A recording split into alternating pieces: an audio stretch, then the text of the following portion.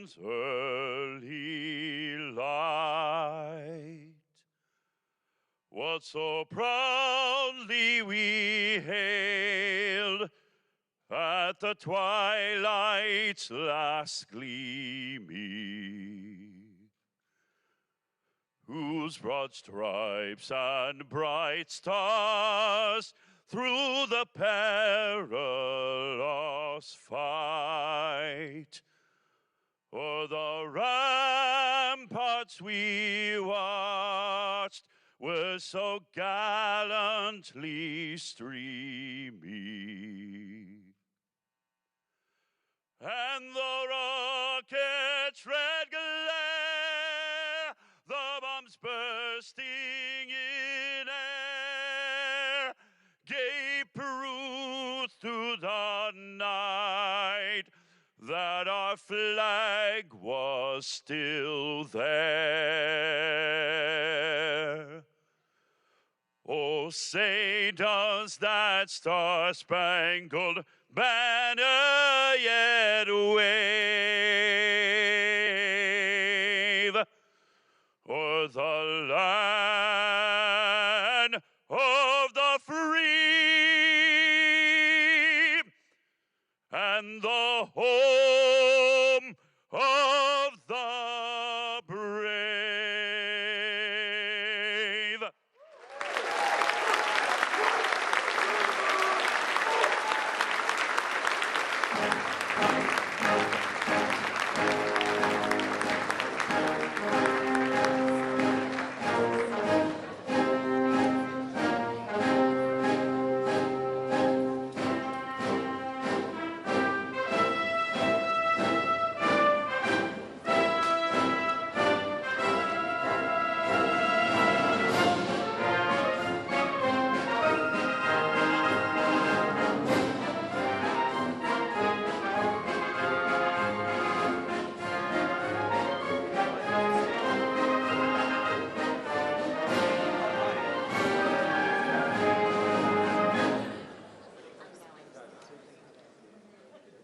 Please welcome CBS News White House correspondent, President of the White House Correspondents Association, Weijia Zhang.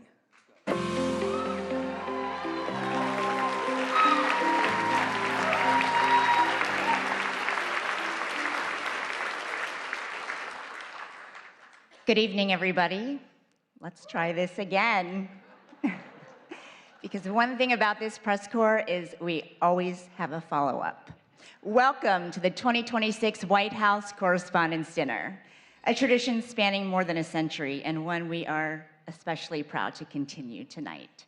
President Trump, thank you. Thank you for being here again. Thank you for all your support as we reschedule this dinner.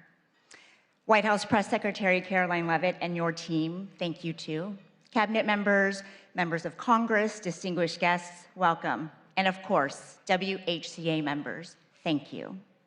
Many of you were also with us in April. You came as guests, but within moments, you went to work. Please sit. You shifted into reporters, taking notes, capturing video, streaming live, even as uncertainty and anxiety filled the room. Law enforcement ran toward danger. Administration officials met backstage to gather facts. And Mr. President, you went straight to the podium in the White House briefing room to answer questions from journalists, all of us still in our gowns and tuxedos. That night will go down in history, and so will our response. During that news conference, President Trump said the ballroom was totally unified and that it was a very beautiful thing to see. 3 months later, it still is. Whatever may divide us, we stand together against political violence.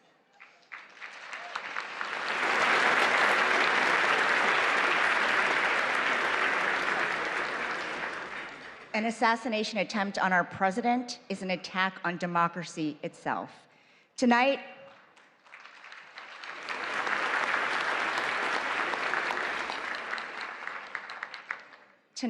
our message is this: we are back. We will not be intimidated. We refuse to let an act of violence have the final word.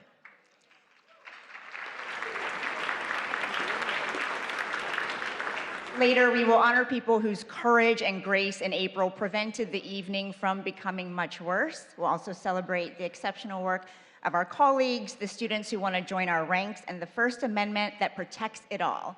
But first, enjoy dinner and be good to your servers. We'll see you soon.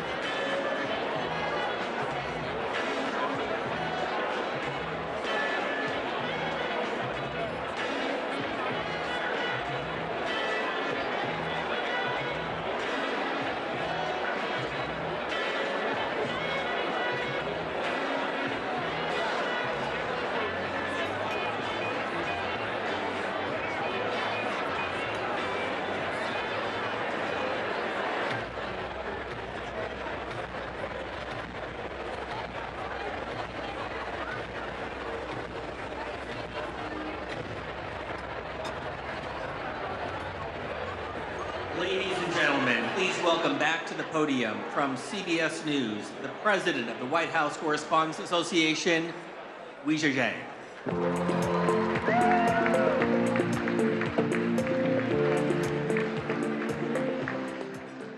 Welcome back to the 2026 White House Correspondents' Dinner. I hope everyone enjoyed their meal.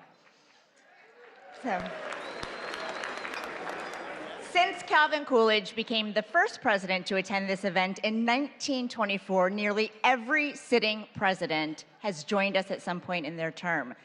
The tradition is rooted in a simple principle, that a president and the press corps that covers him can share a meal and even a joke. This dinner has never lacked for opinions.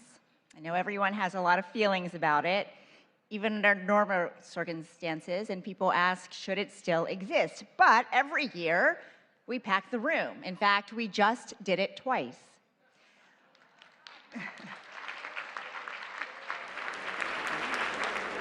Whatever brought you here tonight, this evening is dedicated to the First Amendment and the excellent work of our colleagues and scholars. President Trump, you are joining us tonight for the second time in 3 months, and we don't take that lightly. Thank you.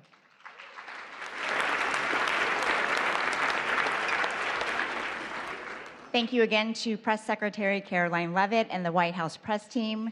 Thanks to the relentless WHCA board members, our executive director, Steve Thoma, and our general counsel, Simon Lakovich, for your hard work and friendship. I have to say thank you again to my CBS News family for enduring a second round of dinner planning. And of course, my family, I love you so much. Our entertainer, mentalist, Oz Perlman, is also back with us. Thank you, Oz. For the record, he did guess Caroline's baby's name right last time, and we can't wait to see what you reveal. But you can skip the part where you guess the president's phone number because half the reporters in this room already have it. Finally, on behalf of the White House Correspondents Association, I also want to thank supporters from around the world, across the political spectrum, who sent well wishes after a shooting interrupted our event in April. Many of you are joining us on live stream, and C-SPAN is the crew as it was that night. Photographers and technicians were under the stairs where the shooter was, but they never stopped rolling their cameras and transmitting live footage despite the circumstances. Thank you.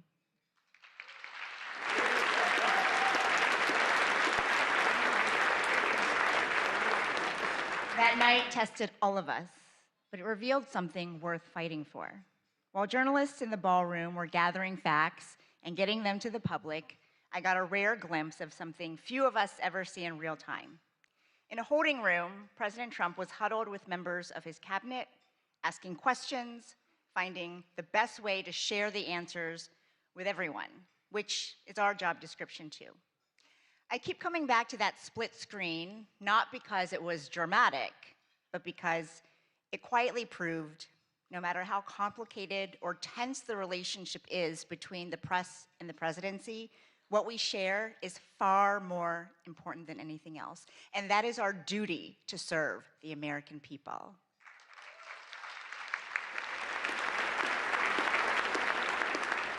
As our country continues to celebrate 250 years of its extraordinary story, this gathering is further proof that the American press endures with it. Whose cross stripes and bright stars through the perilous fight. The White House Correspondents' Dinner was to be a night celebrating the First Amendment and 250 years of surviving, thriving, and overcoming our nation's many unthinkable challenges. Welcome to the 2026 White House Correspondents' Dinner.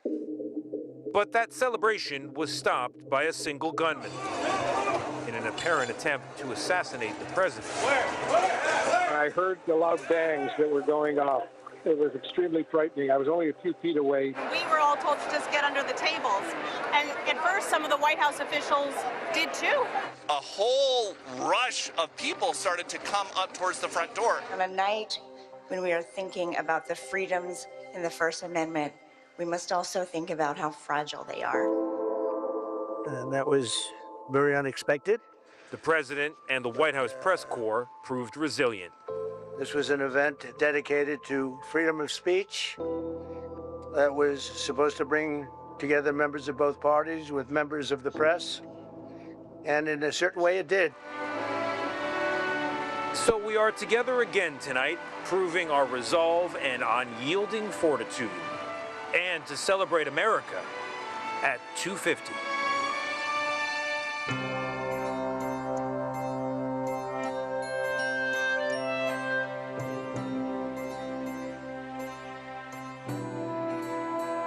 Hello from 1789. I'm James Madison.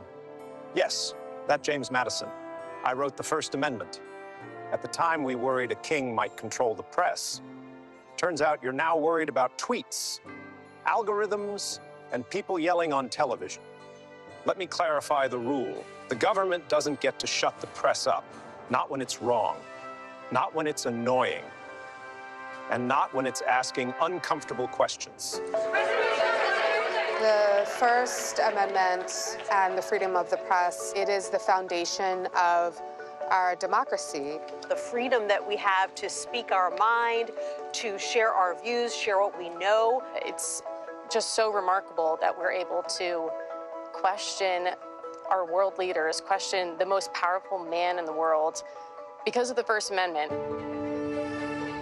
As we mark the 250th anniversary of our birth, I'm hopeful that people throughout the country will come together to discuss the importance of this history and to appreciate even more what our ancestors did to secure our liberty and freedoms, including freedom of the press. Good afternoon, everybody. Well, I see we're trying a new experiment this morning. I hope it doesn't prove to be a disturbing influence. Our goal is to try to rock the boat, and we're supported by the First Amendment. I hope Ike would be proud of us. Are you thinking of taking control of Iran's oil? We have a very vigorous group of people representing all different points of view, including a lot of the foreign press. Daqui a pouco, o presidente Donald Trump. I just told him I've got to come over and see the fake news. Let's go. The presidents throughout history have complained about how they're treated in the press. We don't stop the publication of any papers. We don't fine anyone for something they say. And that's okay. That's part of the process. Why are you so confident he'll change his behavior, Mr. President? Yeah, I'm not confident changing behavior. What the hell, what do you do over there? So when did I say I was confident? I don't want to be back at the White House today. It's a young person's game. And I have great admiration for the reporters who are there because they have a tougher job than I ever had. That's enough. Put down the mic. I must say, today, folks, the reporters at the White House, my hat's off to you. Go ahead, Peter, go ahead. In Jim's defense, I've traveled. Whenever we face pushback from a politician or even from a president, it's not about us as a journalist. It's about the person we're covering. Well, I'm not a big fan of yours either, so I understand. To be honest. So let me ask you a question if I can. Our job is to just keep asking tough questions. Our founders were often distraught about the press, the highly partisan media of their time. Yet Jefferson famously championed a free press, noting that he preferred newspapers without a government to a government without newspapers. That's right. I favored a free press while my predecessor here, John Adams, signed a sedition act that could imprison journalists for saying anything malicious against the government. I ended that unconstitutional law when I took office, and thankfully, it's never returned. Can't blame a guy for trying. So which is it? Are you winding this down or are you escalating? I can't tell you. Whenever there's a crisis, that's the time that people tune in. Thank you, Mr. President. Dan Rather with CBS News. The effects of Watergate were beginning to corner President Richard Nixon. If the president thought you were going to ask a question he didn't want to ask, he would try to throw you off balance right at the beginning. Are you running for something?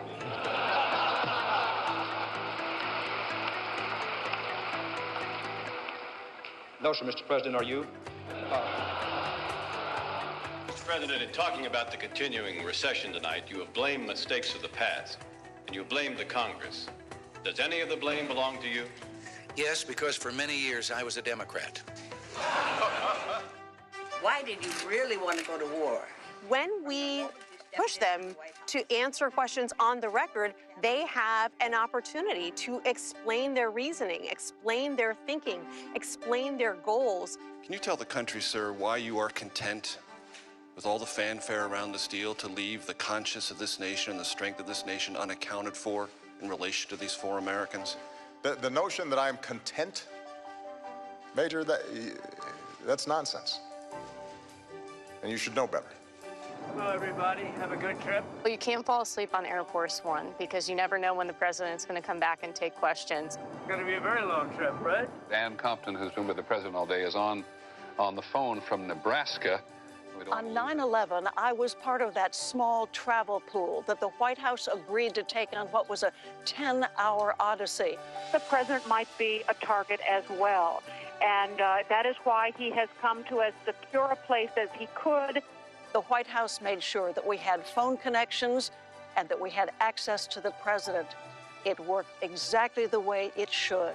So I dialed President Trump's number, and he picked up, just like anybody else. I just got off the phone with President Trump. It was a roughly 9-minute phone interview. I've covered 5 different presidents. I have never seen one other than Donald Trump who regularly takes phone calls from reporters. New media is massively important to our country. Here's what you missed if you weren't tuned in. We utilize social media to help people understand what we're talking about, breaking it down in digestible ways so that they can understand even the more nuanced news that's going on here at the White House. And today we went through the Rose Garden into the Oval Office to see every single outlet that's at the White House is shaping the national news. All of these outlets have a place here, and all of our audiences deserve to know what's going on in our country and in this White House.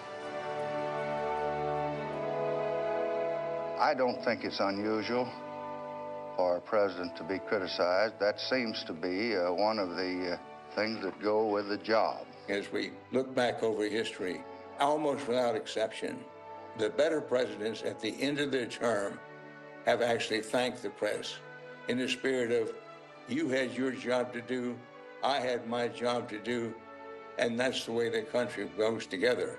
Truth be told, in the greater scheme of things, you are, I hesitate to say this, more essential to that common pursuit than I am. And that's why freedom of the press is and must always be above politics. My friends say, what is it like to deal with the press corps? I said, these are just people that are trying to do the best they possibly can. You're not supposed to be sycophants. You're supposed to be skeptics. You're supposed to ask me tough questions and make sure that we are accountable to the people who sent us here, and you have done that.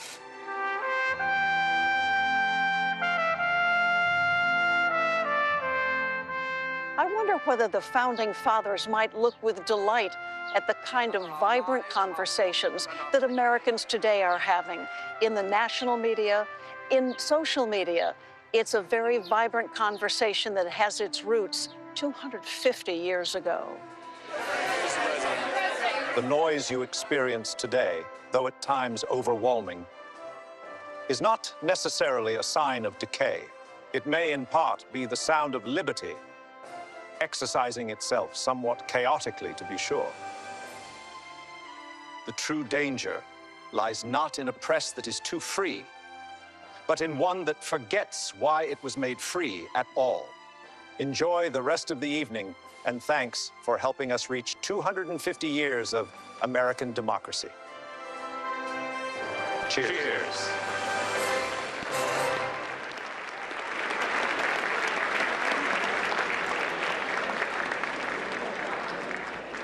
Thank you, founders.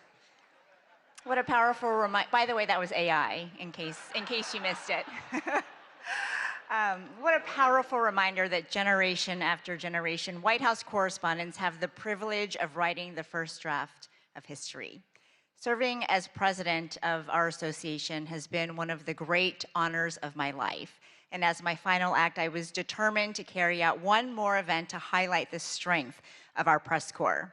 I am honored to preside over this dinner, but I do have a fact check because technically my last day in office was last week.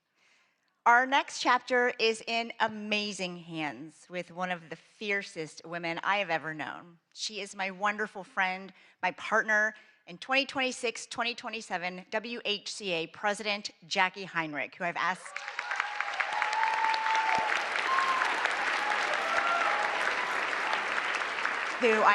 to help present two very special awards. Jackie.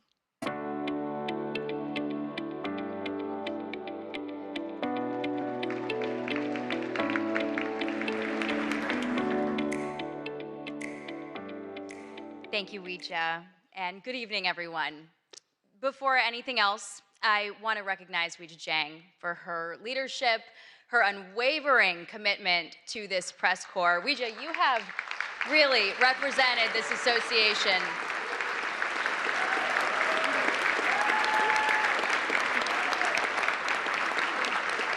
with such professionalism. There we go. There we go. Just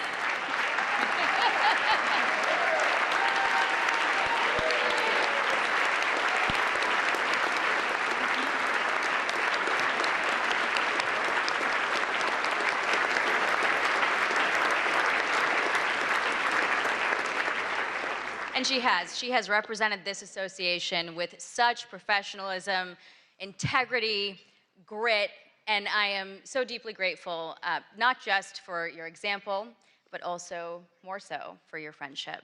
And to our members, I am humbled that you put your trust in me to lead the White House Correspondents Association for the next year.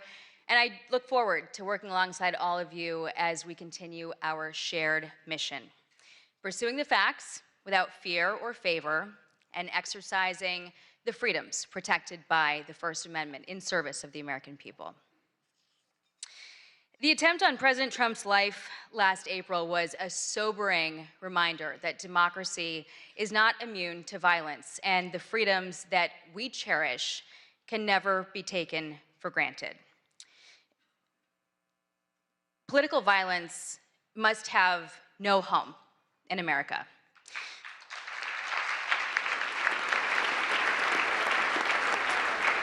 And journalism can serve us well to broaden understanding, to shed light, and to inform our decisions, especially in this age of fast-moving information that can reinforce our divisions.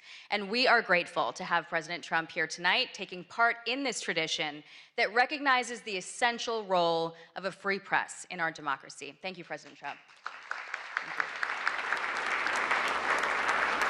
The events of that night also revealed the resilience of this press corps, the all-American sense of resolve that no act of intimidation will silence us, and the endurance of the First Amendment. And we're gathered here tonight because we believe that a free press always finds a way forward.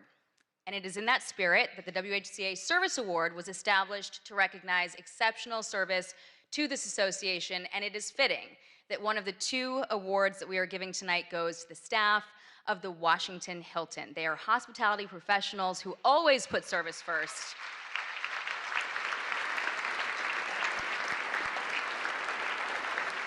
As harrowing events unfolded that night, their courage was on full display.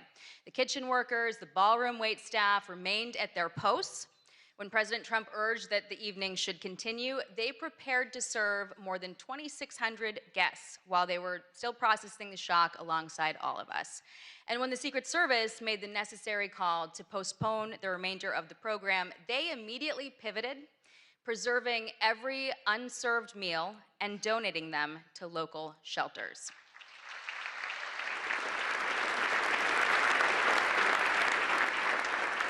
And many of these dedicated professionals have worked dozens of White House Correspondents' dinners since this event first moved to the Washington Hilton in 1968. And 58 years later, we are deeply grateful for their partnership. We are proud of the history that we've built together, and we are excited to return to the Washington Hilton next year, stronger than ever. Please welcome the Washington Hilton's General Manager, Ken Jarka, and Catering Manager, Karen Fiketis, to accept the WHCA President's Award for Exceptional Service on behalf of the entire Washington Hilton team.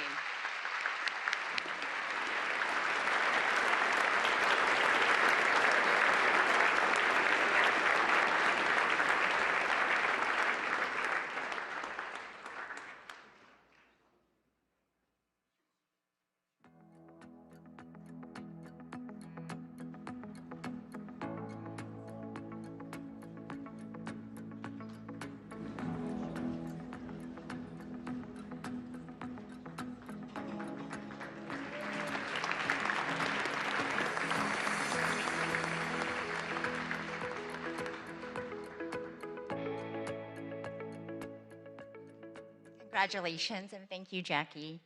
I also want to thank the staff and security team right here at the Waldorf Astoria for putting so much time and care into helping us plan this event in a very short notice. That evening in April did not unfold as planned, but it ended exactly like it was supposed to. 2,600 guests, plus hundreds of others who were working that night, got to go home unharmed. And that was made possible by the brave men and women of law enforcement and the United States Secret Service.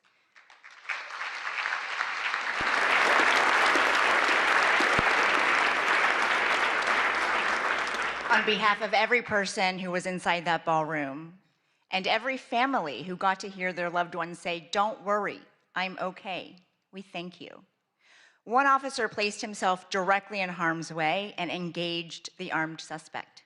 Even after gunfire struck his protective vest, he stayed in the fight, and the attacker was stopped. I know many of us have wondered, what if he hadn't acted in that exact way? What if he had waited a few more seconds?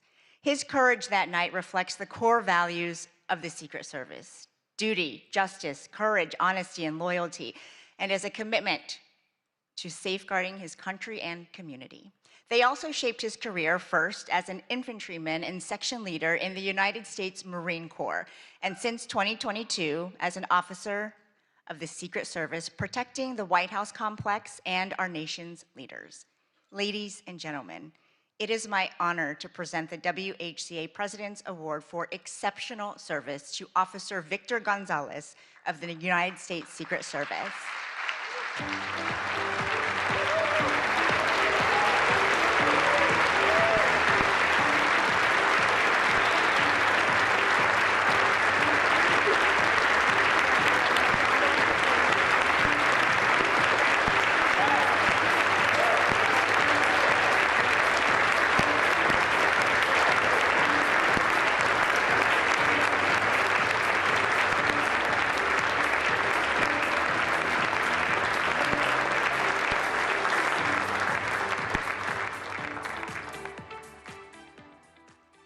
Thank you again, Officer Gonzalez, and to all the law enforcement officials who work around the clock to keep us safe.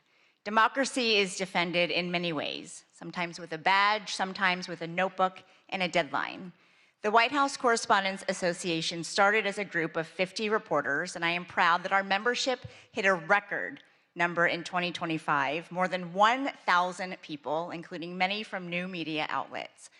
Our press corps covers the presidency at all hours of the day. In their personal lives, they miss out on a lot so that the world doesn't have to.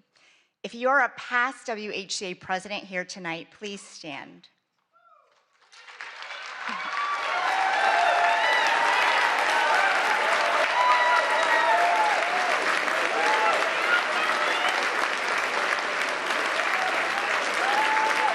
Former board members, please stand. Our chief White House correspondents, please stand.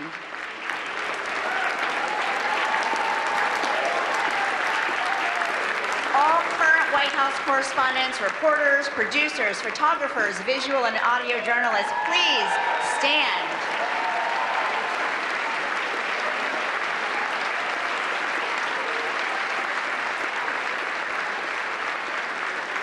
And tonight, I also want to salute our colleagues in the Pentagon Press Corps. Your work is invaluable, especially as our nation is at war. Please stand.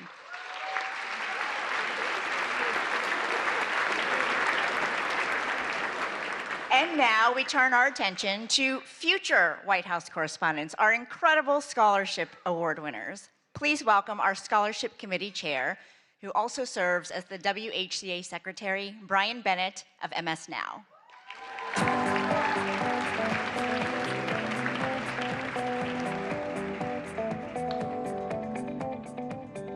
Hello, everybody. It means so much to be back together tonight. This is the part of the dinner each year that I look forward to the most. We have an incredible group of young journalists with us who are the recipients of this year's White House Correspondents Association scholarships.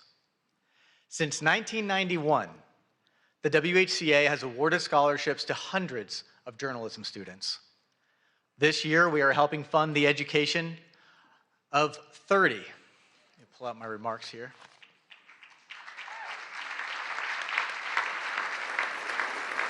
30 students from 16 colleges and universities. They are from schools all over the country: Arizona, California, Illinois, Iowa, Maryland, Missouri, New Jersey, New York, Ohio, Puerto Rico, Tennessee, Virginia, Washington, D.C. We have important partners who extend the reach of our giving, and you all are a part of that. The WHCA and our partners went to great lengths to make sure as many of our scholars as possible could be here tonight with us. And I'm happy to say that 26 out of the 30 of them were able to return for the second dinner.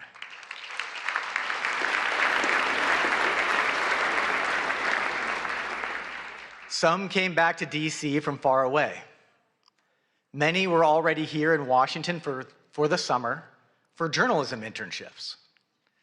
When the April dinner was interrupted by the shooting, a lot of the scholars did what journalists do in dangerous situations.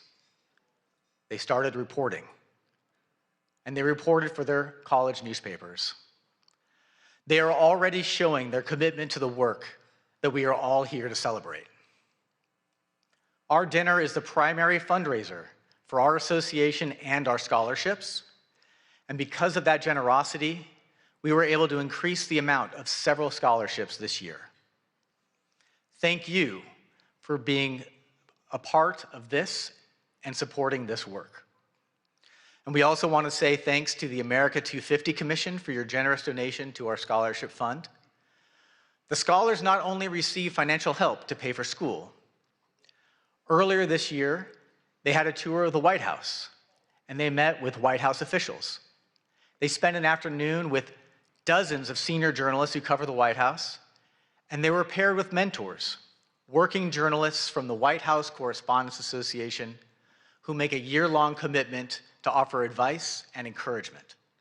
We all had people along the way who helped make us better. And the WHCA Scholarship Program is a way that our association gives back and helps strengthen a new generation of journalists. Because of the commitment and your support, past WHCA scholarship recipients are now doing amazing things in journalism. We tracked some of them down to tell us about their work today.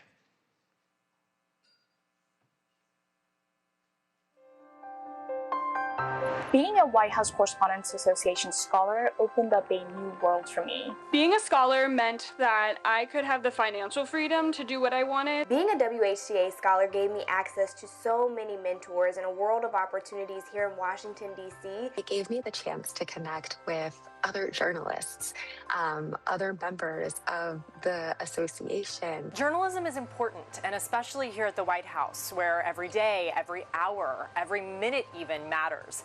The decisions that are made here impact people across the country and around the world. The idea that you get to be a part of the first draft of history, it all is extremely inspiring and drives me as a journalist. There are so many pinch me moments covering the White House, watching world leaders arrive here, walking into the press briefing room, getting to see Marine One land on the South Lawn, and getting to ask the President of the United States a question directly. Being selected as a White House Correspondents Association scholar has played a huge role in my career. I was there as President Biden gave a toast to the freedom of the press, and also as Kim Kardashian strutted across the runway and posed for pictures among a room full of talented journalists. The stars, the outfits, the photographs. And I remember too, that was the year that Brittany Griner had just returned home. And so being able to see her was really emotional. I was also inspired looking around at all the different scholars and how excited they were. And I think their excitement influenced my excitement about it. And it really was an eye-opening experience about just how important this role is. This White House press corps is not a mythical world. It exists, and it is something that I can aspire to be a part of. And I owe a lot of credit to the WHCA for getting me here. So many journalists involved in this organization were willing to chat with me, to invest in me. And it's a cycle because of what they were able to pass on. I hope that I can play a role in doing that for the next generation as well.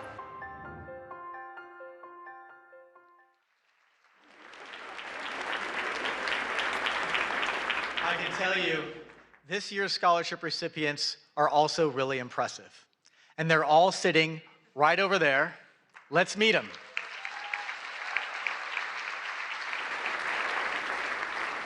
Please stand as I read your name. From American University, Louisa Clausen.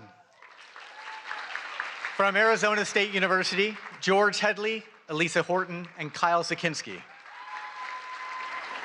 From Hampton University, Kristen Fluellen and Jade Abubakar. From Howard University, Tatiana Allen and Madison Maynard and Sanyu Lakoma. From Iowa State University, Eric Anderson. From Northwestern University, Jacques Aburizik, Caitlin Bender-Thomas, Samantha Freeman. From Iowa University, Nyla Gilbert, Aidan Ryan, Emily Stokes. From Princeton University, Ina Marcia. From Sagrado Corazon University in Puerto Rico, Iana Sotovalle.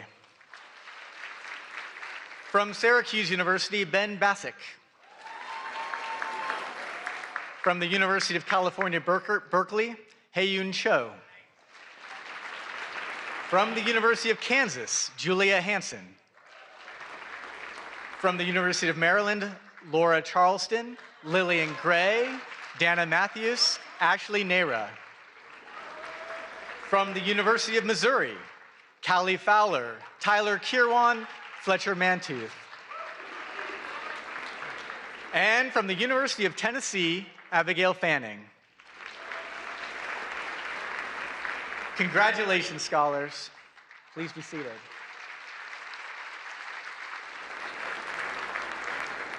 There's one more scholarship that requires special attention.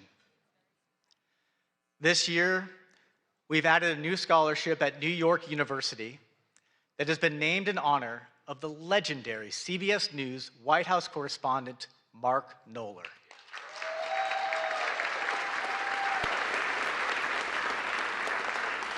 As you all know, Mark passed away in August.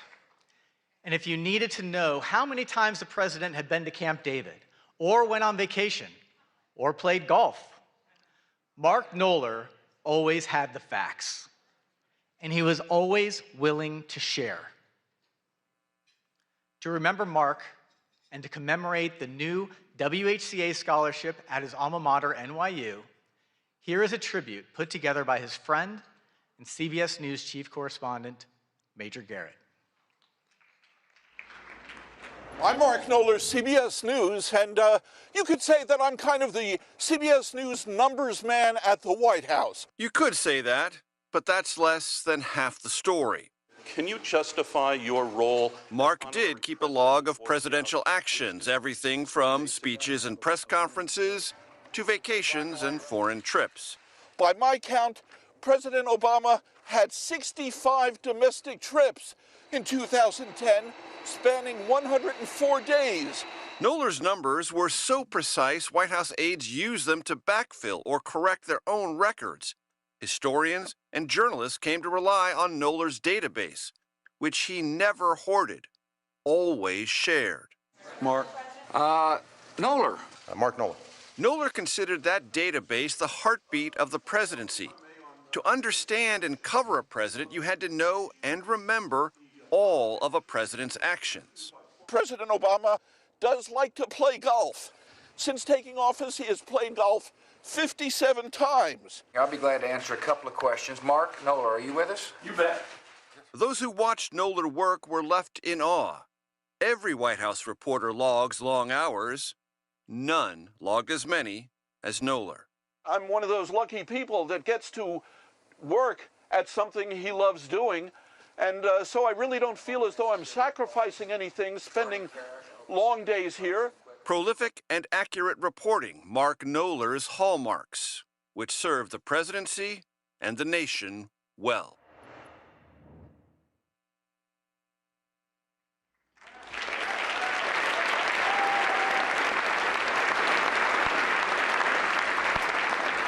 We are honored to be able to add a new scholarship in Mark's name in partnership with NYU's Arthur L. Clarke Journalism Institute. And even more happy to announce that the first recipient of the Mark Knoller Scholarship is Avril Silva. Please stand, Avril.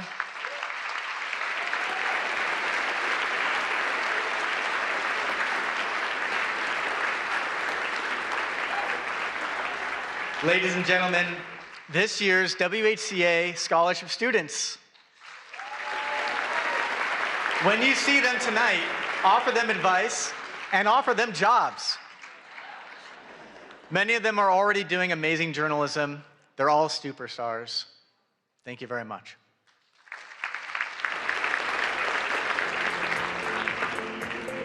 Please welcome the chief correspondent for ABC News, the co-anchor of ABC's This Week, and a former president of the White House Correspondents Association, Jonathan Karl. Not quite yet, actually. Sorry about that. John, you're gonna have to wait a second.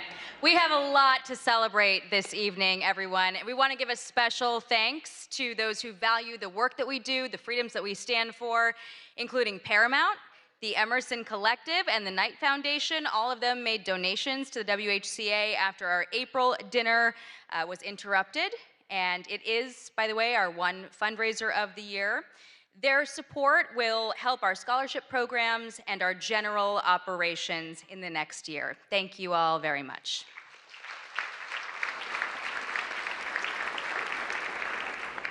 All right, now it is my pleasure to introduce two former White House correspondents who have served this association with distinction. They exemplify excellence in our field. They will help us recognize tonight's award winners. Jonathan Karl is the chief Washington correspondent for ABC News. He is the co-anchor of This Week, and he is a former president of the WHCA.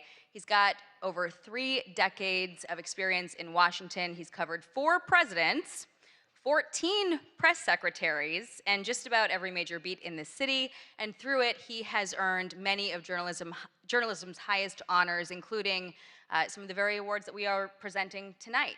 But first, to recognize our journalism awards, we have one of the country's defining voices with us tonight, Wolf Blitzer.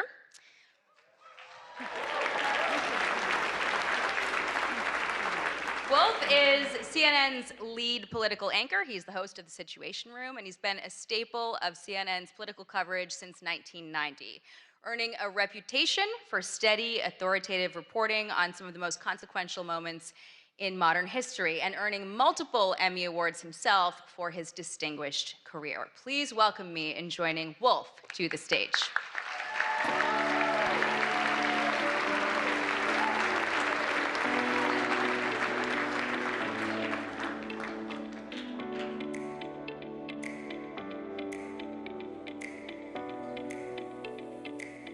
I'm standing up.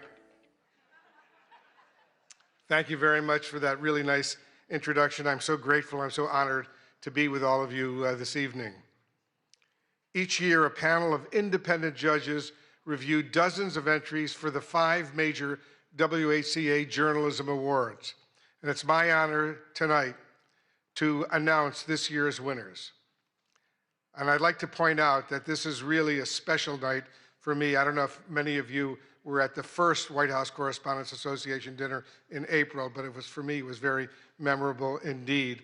And I can report this time, after the first course, I did not go to the men's room.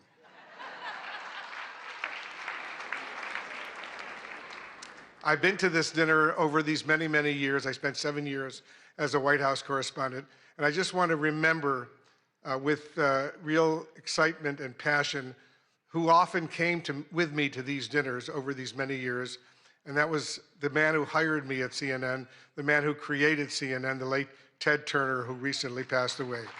And he was a not only a mentor and a good friend, but he loved journalism. When he hired me, he said, remember, Wolf, we're the cable news, capital N, capital E, capital W, capital S network. This is where the news comes first, and don't forget that. Forget about your own personal opinions. Just report the news fairly and accurately, and if you can, do it first. And that's what I've been trying to do over all of these years. So let's remember Ted Turner, what he did for not just for CNN, but for CNN and all of the news organizations over these many, many years. The Aldo Beckman Award for Overall Excellence in White House Coverage, named for the late Chicago Tribune correspondent and former association president Aldo Beckman, goes to, and let's give him a big round of applause, Josh Dawsey of the Wall Street Journal.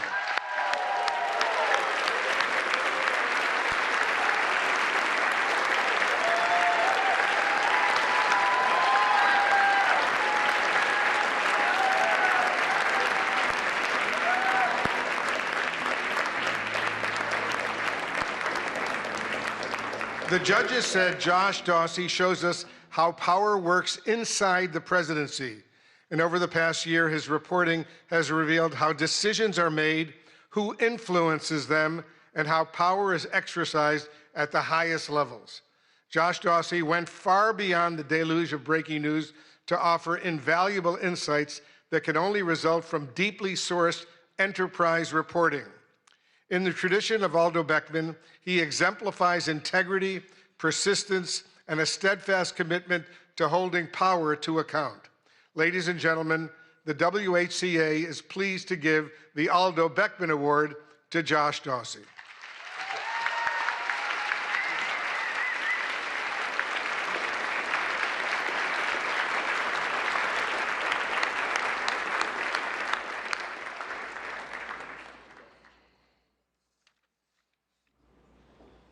Let's continue with the awards.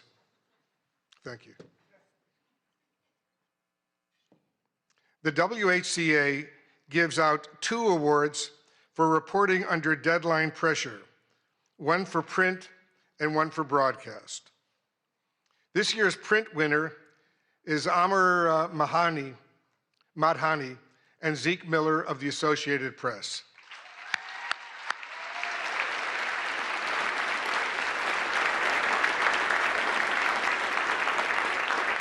When sources leaked that Trump administration officials were attempting to purge the National Security Council of staff deemed not sufficiently aligned with the president's agenda, Madhani and Miller quickly moved to verify the claim. They uncovered an unprecedented vetting process. NSC staffers were asked about their past political contributions, voting records, and social media posts as a gauge of loyalty to the president. Ultimately, more than 150 NSC aides were removed, resulting in the loss of considerable foreign policy expertise. The story that Madhani and Miller produced is as consequential as it is revelatory. Please welcome Zeke Miller accepting the award on behalf of the team.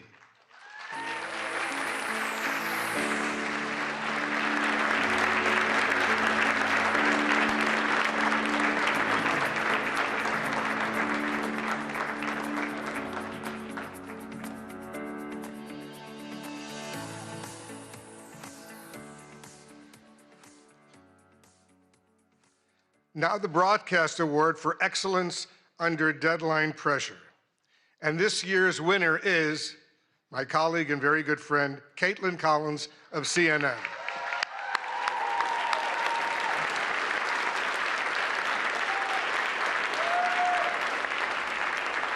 Reporting by CNN's Caitlin Collins on a historic showdown in the Oval Office between President Trump and Ukrainian President Zelensky launched a memorable day of nonstop insight and analysis, including her exclusive interview with the Secretary of State, Marco Rubio. Judges were awed by the depth of knowledge, access, and context that Caitlin brought to coverage of a meeting that unraveled before the world's eyes. The WHCA is pleased to honor the deadline reporting of CNN's Caitlin Collins.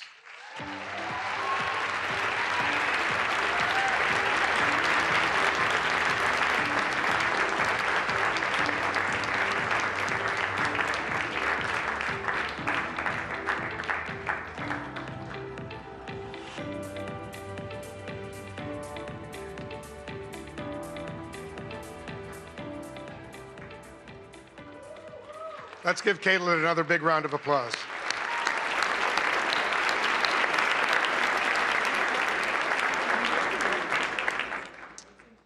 And now the award for excellence in presidential news coverage by visual journalists.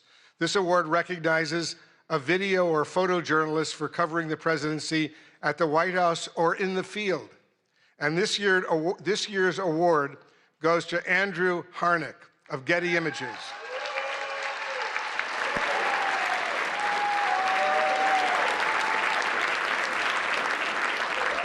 He captured the moment an Oval Office visitor collapsed during an event. And from the judges, they say this: through sharp timing, layered composition, and visual irony, this photograph expertly documents a true split-screen moment in real time.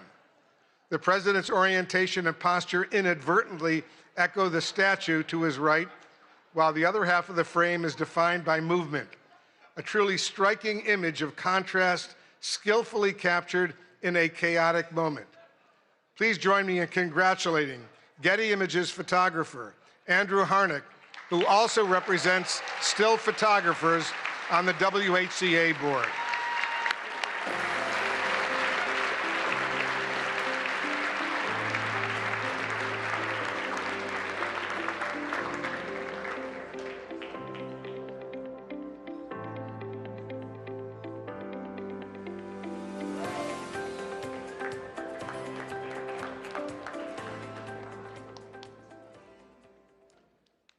There are more. And now the Katharine Graham Award for Courage and Accountability, named for the legendary Washington Post publisher, and it comes with a prize of $10,000. This year's award goes to the Wall Street Journal.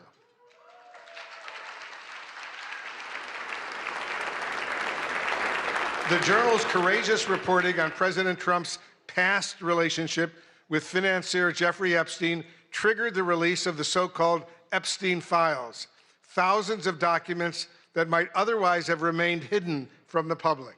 And despite the president's threat of a lawsuit, the Journal published a story about a provocative letter to Epstein bearing President Trump's signature. Trump quickly filed a $20 billion lawsuit against the Journal, revealing reporter Khadija Safdar's home address. Her family had to be relocated. The Journal was kicked off of Air Force One, but the reporters continue to file revelatory stories.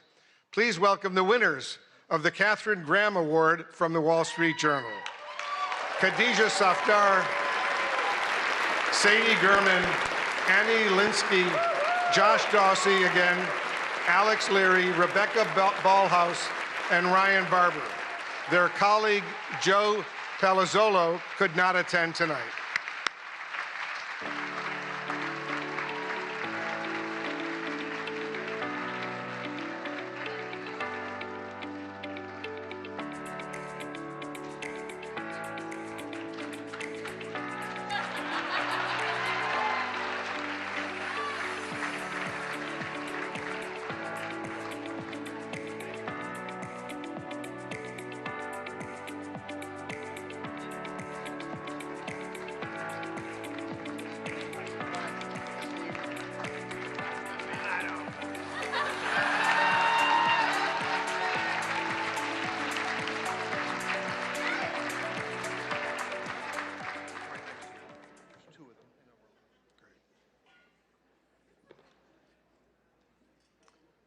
The Collier Prize for State Government Accountability is presented by the University of Florida College of Journalism and Communications. And this is the award's 7th year at dinner, and it comes with a check for $25,000. It's a lot of money. This year's award goes to CARE 11 in Minneapolis for its investigation, Housing Hustle. The investigation exposed a massive organized fraud scheme within Minnesota's Housing Stabilization Services Program, a Medicaid-funded safety net meant to help people with disabilities and those facing homelessness find and keep housing. Reporter A.J. Legault uncovered ethical and oversight breaches at the highest levels. The investigation drove sweeping state reforms and waves of federal probes and charges, said one Collier juror. KARE 11's rigorous and piercing investigation of Medicare fraud had undeniable impact, including the suspension of more than 130 companies from the ability to bill Medicaid, the state terminating the HSS program, the firing of the state official in charge, federal raids, subpoenas, indictments, and convictions, and enhanced screening, oversight, and suspension powers for regulators. Here to accept the award from KARE 11, our reporter A.J. Legault and producer Gary Knox.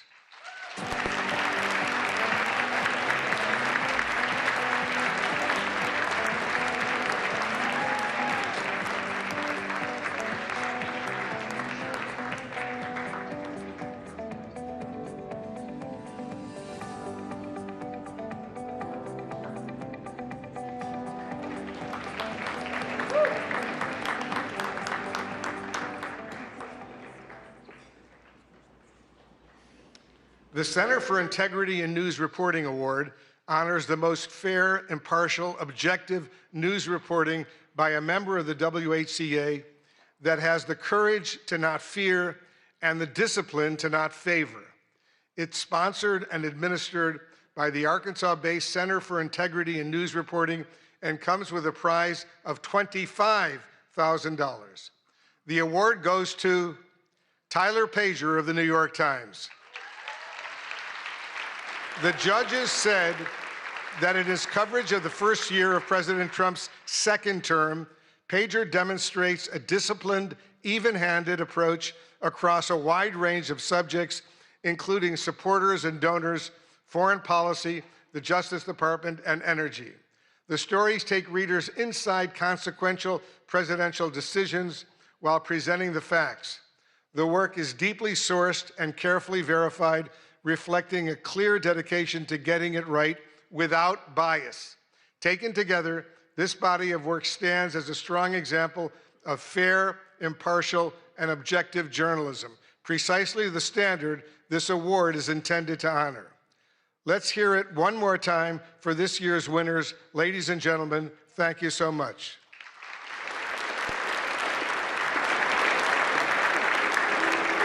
But before we do that, Tyler,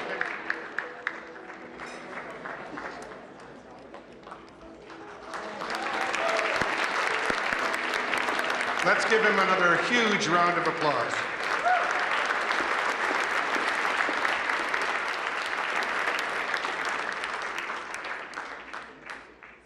And it's now my pleasure to introduce my good friend, longtime colleague, Jonathan Karl.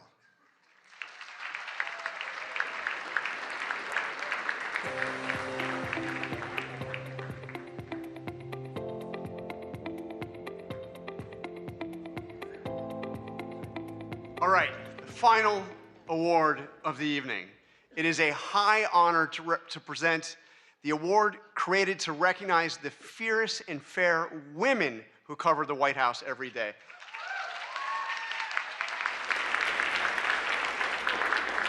But first, I just want to give a big thank you to Weijia Zhang. Weijia, your leadership was steady when steadiness was in short supply. You refused to let an act of violence take this dinner away from us. And because of you, it has gone on. You insisted that happen. Thank you. Awesome, courageous. And Mr. President, I want to say it matters that you came here tonight. Thank you. For more than 100 years, presidents have chosen to sit in a room of reporters who ask tough and often uncomfortable questions and who report without fear or favor. It's important. Thank you for being here. And in that spirit, I am thrilled to present an award named after two women who didn't just cover history, they helped make it. In 1947, a woman joined the White House press corps and changed it forever. Her name was Alice Dunnigan. She was the first African-American woman ever credentialed at the White House.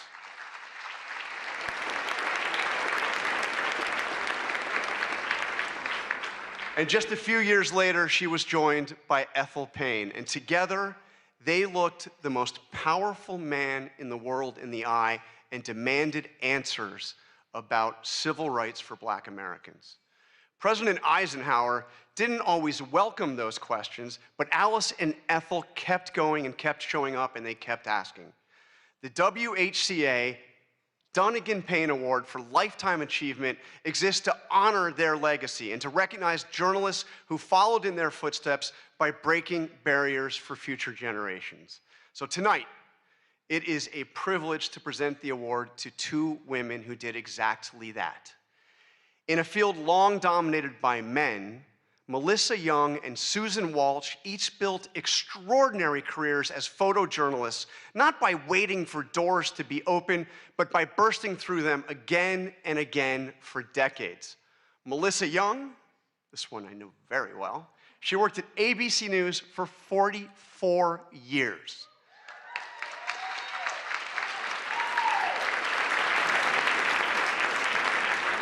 She began in local television in Miami and worked her way to Capitol Hill and the White House, where she was one of the first female photojournalists in the press corps. Melissa documented the presidencies from Ronald Reagan to Donald Trump. She covered campaigns, secretaries of state, and defense. She reported in disaster zones, war zones, all around the world. I worked side by side with Melissa for about half of those years, and I traveled to more than a dozen countries with her. I'm not gonna mention the time I was briefly detained because that was on Capitol Hill and she came to my rescue. That kind of person. True.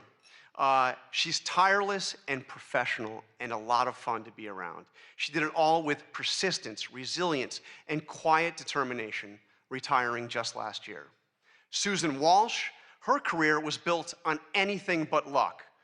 When a promised job fell through after a college internship, she called the AP's Boston bureau every single day for 3 weeks, just saying, "Give me a shot, will you?" Well, finally, they did just that. She came in, she said yes to every assignment. She worked her way up. She got to cover Super Bowls, Boston marathons, 5 Olympic Games. She transferred to Washington in 1997. And from there, she went on to photograph every US president from Jimmy Carter to President Trump, traveling the world as part of the White House press corps. In 1999, she was part of the AP team that was awarded the Pulitzer Prize for feature photography for her coverage of President Clinton's impeachment. She also served as the White House News Photographers Association, fighting for press access at every turn. Susan also retired just last year and traded the briefing room in for the ice rink, where she now plays hockey with her son.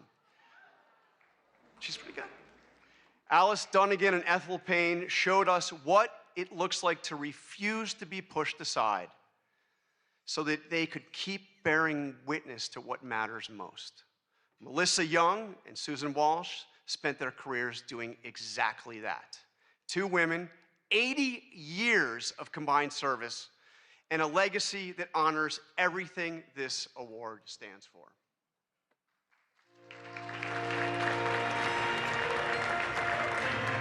My job gave me purpose. I had a lot of fun. I saw myself as part of the world, that I was doing something that the world needed. I was always really excited to be in the room, see it, be a part of it. It kind of gave me the access and the confidence to go up to people and look into other people's worlds. The camera definitely made me fearless, especially when I was doing news and traveling internationally.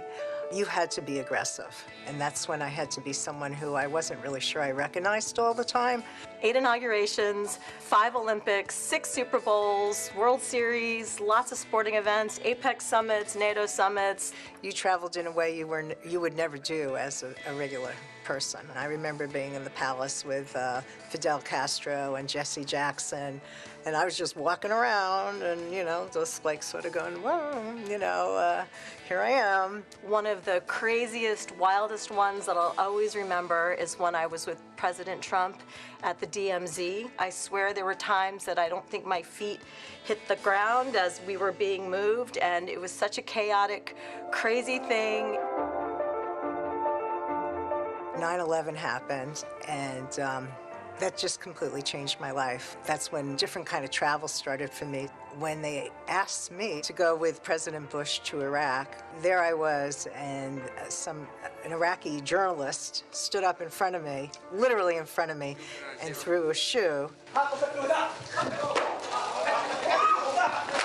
Secret Service jumped on him. I was right behind him. I remember trying to hold on to my tripod so I can keep shooting. And then when it was finally over, they rushed us into a room to do an interview with the president. I think I started to see that what I did was really important. I was traveling overseas with Jill Biden, and we slowly went into Ukraine, get the picture of First Lady Biden meeting Mrs. Zelensky, and for all of the, I love you guys, my writer friends, but for all you writer friends who didn't want to give me a spot in the van, my picture ended up on the front page everywhere, and your stories got bumped inside. Sorry. And I hope there are more women that will follow through on this, especially in television, because it really is a great job. It was always such a compliment to be considered one of the boys, one of the guys. And now that I'm older and there's many more women doing this job, I'm like, you know what? We're gonna claim our space. You guys can be one of the girls, because we got this. Yeah. We got this.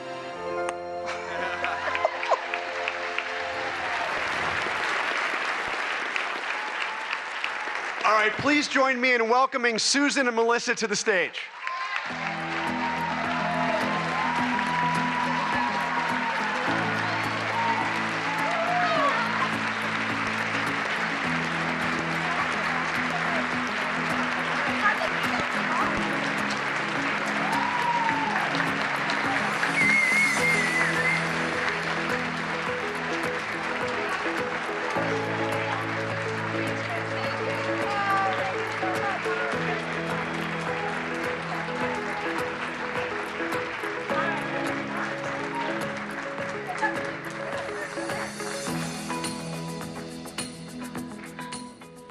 Can I say this is pretty awesome? I spent most of my career down in there, so I thank all the photographers and the photojournalists who had to cover this event. So it's really pretty cool to be up here and just kind of be a guest tonight. But they were gracious enough to give me an opportunity to say some things, so I'd like to say some things. First, Ouija, Jackie, and the entire Correspondents board, I just want to thank you guys so much for selecting me this year, me and Melissa. I hope not to get emotional here. This award means like the world to me. Oh, I'm such a sucker. Sorry. I got this. This award means so much, not because it's named for two incredible trailblazing women, but because honestly, I felt that this association didn't always value what we did as photographers. And, there were many times that Melissa and I were the only two women in the White House travel pool, and I just have to say, things have changed, and I love it. So there's a whole lot more women out there, so yeah.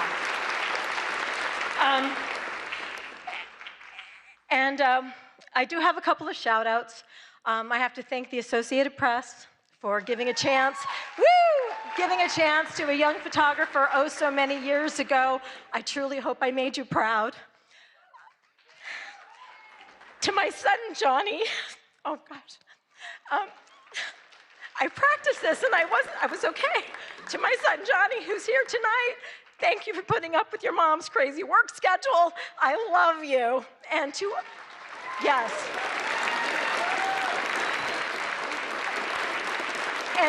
And to all my friends and colleagues that I've traveled the world with, your camaraderie, your support, and most importantly, your laughs have been absolutely the best. And in my retirement, I absolutely miss that the most. So thank you for all of that. And then finally, To all the journalists out there who are working incredibly hard to report the truth, despite access issues, insults, and subpoenas, keep it up. Your work matters, and we need you now more than ever. Thank you so much for all you do.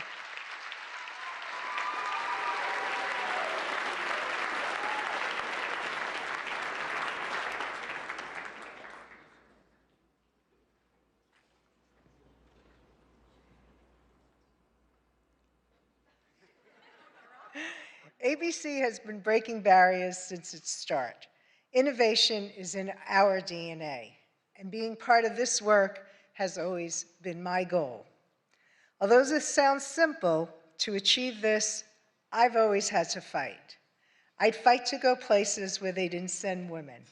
I'd fight to disasters in war zones. I'd fight to be part of the White House travel pool, covering 7 presidents. I'd fight to do an Oval Office address. And on a personal level, I'd fight to have a family while keeping my 24/7 job. Thank you to the White House Correspondents Association for recognizing me, the first female broadcast camera person for this honor. I am so proud to receive this award for a lifetime of breaking barriers. I've been fighting for 44 years to be the best at capturing all the action at the White House since Ronald Reagan. My advice, keep up the good fight and tear down those walls. Thank you.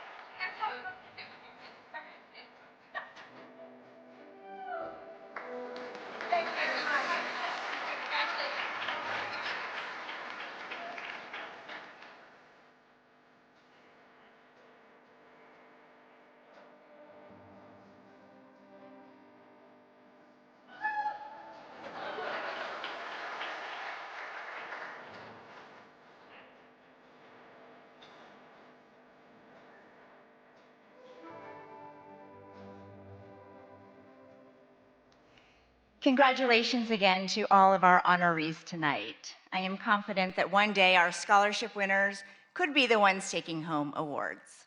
After all, not that long ago, we were you, young people passionate about journalism and determined to make it work.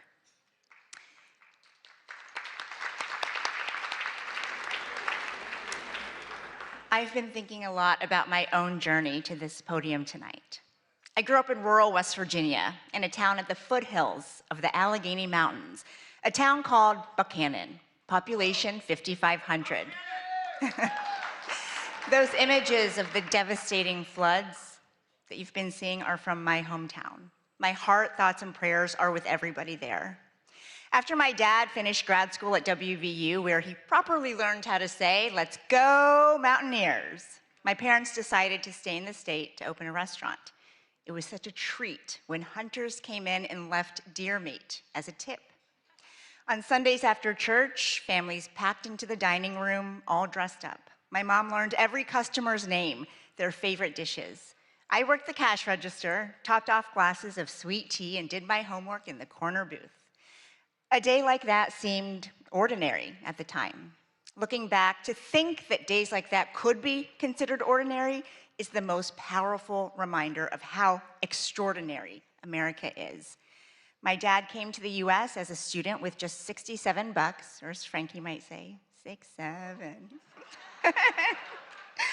My mom holding a small suitcase in one hand and a toddler, me, with the other. Yet they built a new life, a successful business, and a real future.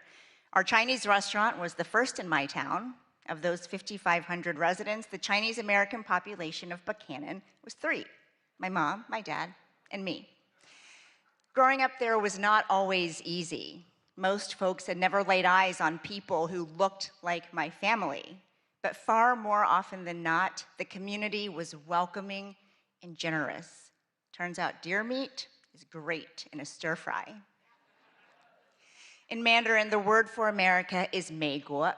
It literally means beautiful country, and I love that. America the Beautiful was never only about her landscapes or landmarks. It has always been about the promise that no matter where you come from, you get a shot at chasing your dreams. My dreams began right there in that family restaurant. A small TV in the back was often turned to the news, my dad's go-to for learning more English.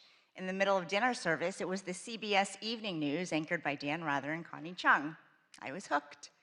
In middle school, I won a contest to be a student reporter for a national news show called Channel One. And when a local news crew came to cover it, they learned just how big my dreams really were. I hope to be the next Connie Chung and better. That's kind of hard, but that's my goal. And so I'm going to work very hard at trying to be a broadcast journalist.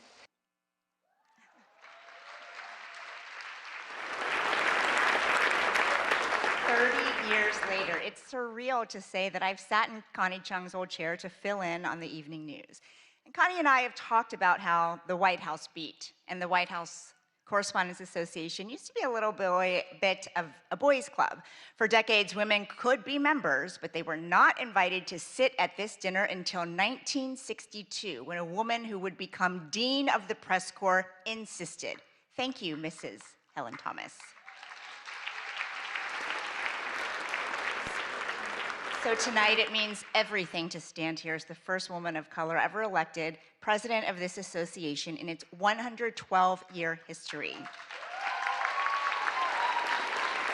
I'm here because of the tenacious women who came before me, Melissa, Susan, and support from my family who are with us tonight. My husband, Luther, not from West Virginia, but Arkansas, similar enough. My amazing daughter, Frankie, little brother Jack, who should be sleeping by now. I love you more than anything in the world. I love you the most. My parents came to a country with almost nothing to give their daughter everything. And now I have that because they could be with me in this moment. Mama, Baba, Xie.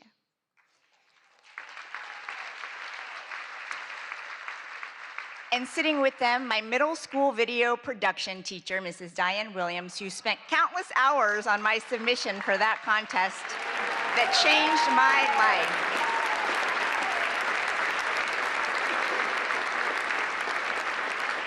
Like public school teachers across the United States, Mrs. Williams looked at a 13-year-old kid and said, "You can be whatever you want when you grow up," and she meant it.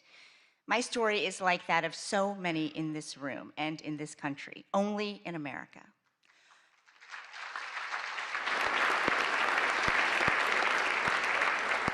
Only in America could a little girl born in China and raised in Appalachian coal country make her way to the Oval Office to ask questions of the President of the United States.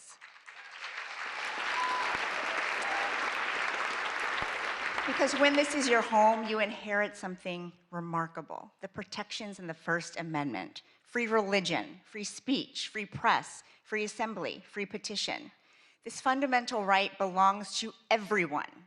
And that's exactly who the founders were thinking about when they protected a free press. Everyone, all Americans. They were not thinking about reporters. A free press is not a favor to journalists because we're special. We are not special. But America is. No matter who you are, the freedom to criticize without fear of being destroyed, that's not a bug in our democracy. It's supposed to be the feature. In 1786, writing from Paris, Thomas Jefferson told his friend back in Virginia, "Our liberty depends on the freedom of the press, and that cannot be limited without being lost." 5 years later, that thought was enshrined in the Constitution, after Jefferson urged James Madison to include a Bill of Rights. Many founders couldn't stand the press. Some things never change. But they understood if our access is restricted, it's really the people's access to information that is limited. If the media faces government pressure or censorship, it's the people who end up knowing less. That was true then, and it's true now. But having press freedom comes with a tremendous responsibility. We can't demand accountability without practicing it. Criticism of the media can be unfair. It can also be legitimate. We get a lot right, but sometimes we get things wrong. We mistake proximity to power for understanding it. And at times, we get trapped in our own bubbles. There is a difference, though, an existential difference between criticizing the press and trying to undermine it. One is healthy, and it makes all of us better. The other is exactly what the founders hoped to prevent. Around the world, press freedom is not guaranteed. In many countries, reporters who criticize the government are detained without trial, their stories erased. In the worst cases, they never make it home. Tonight, we think about all of them, and we think about the protections that set us apart as a nation. Just 20 days ago, America turned 250 years old. The First Amendment is a big part of how she made it this far, and it falls on all of us to make sure it carries her through to the next 250 and beyond. President Trump, I've covered you for a long time, and so have many reporters in this room. When we ask questions, you push back, you give us answers, and we push back. You have always been a deal guy. Well, that's the deal. And the First Amendment is a done deal. And that's what we toast tonight, the freedoms that brought us back together even after they were threatened. So let's raise a glass to what makes ours a beautiful country.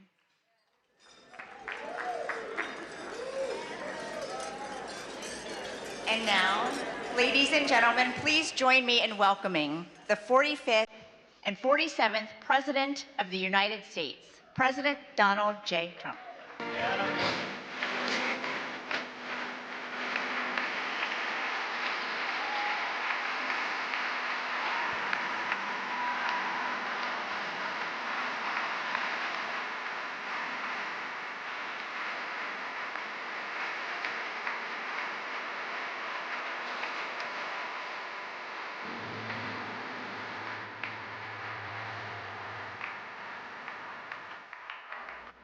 Wow, that was very beautiful, but this has not been an easy evening, all these awards.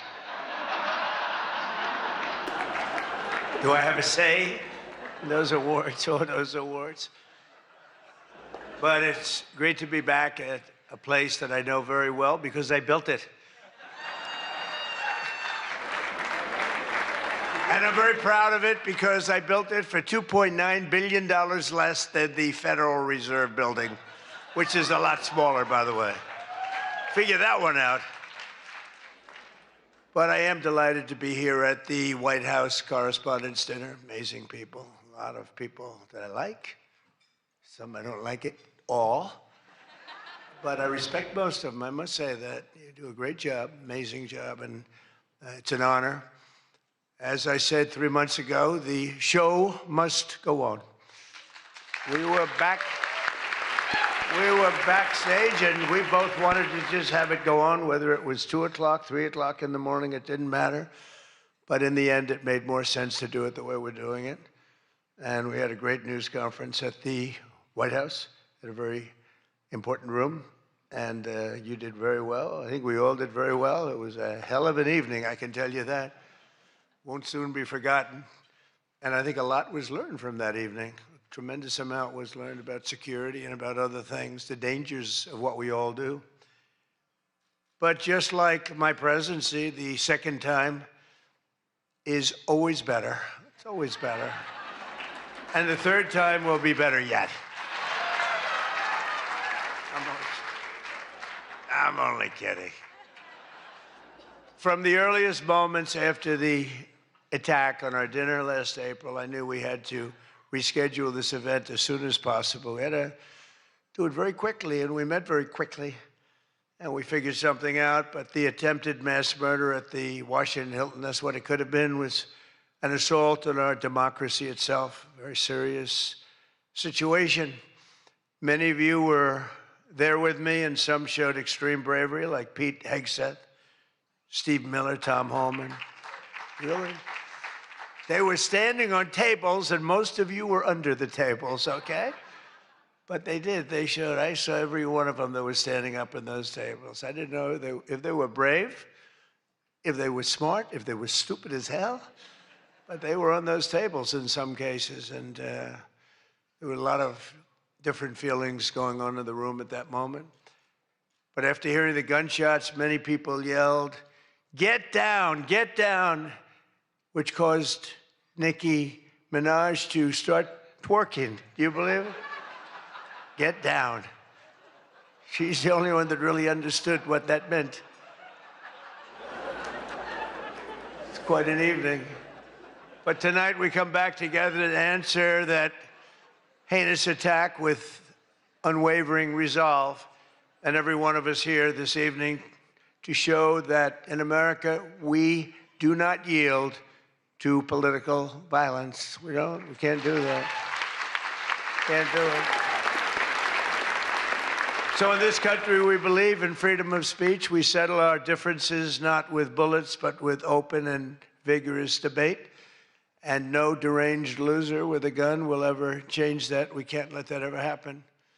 There are a lot of very dangerous people out there. We can't let it happen. I want to begin by expressing our gratitude to the incredible men and women who put their lives on the line every day to protect my family and myself, all presidents, and lots of others. That's the United States Secret Service, so I appreciate it very much. And Sean and the whole group, amazing job. Amazing job. In recent months, they've repeatedly responded to threats with speed and professionalism and extraordinary courage, and there is no better example of that than Officer Victor Gonzalez, who we just met. It was amazing. What he did was amazing. When the would-be assassin charged the checkpoint at speed, he was fast. You know, when you looked at that, you had to look at it about 10 times before you really saw what was going on. He was quick, nasty. The gun made him nasty, actually. But Officer Gonzalez engaged the attacker without hesitation and took a bullet to the chest after his ballistic vest, fortunately, was on, saved his life, and Victor did not even want to go to the hospital for a checkup. We insisted, really, we wanted him to do it. We insisted, but he didn't want to go. So to Officer Gonzalez, Secret Service, Metropolitan Police, law enforcement generally, and even all of the military who surround us in the room tonight, we salute you and we thank you with all of our hearts. Thank you very much. Great job. Great job. Great job.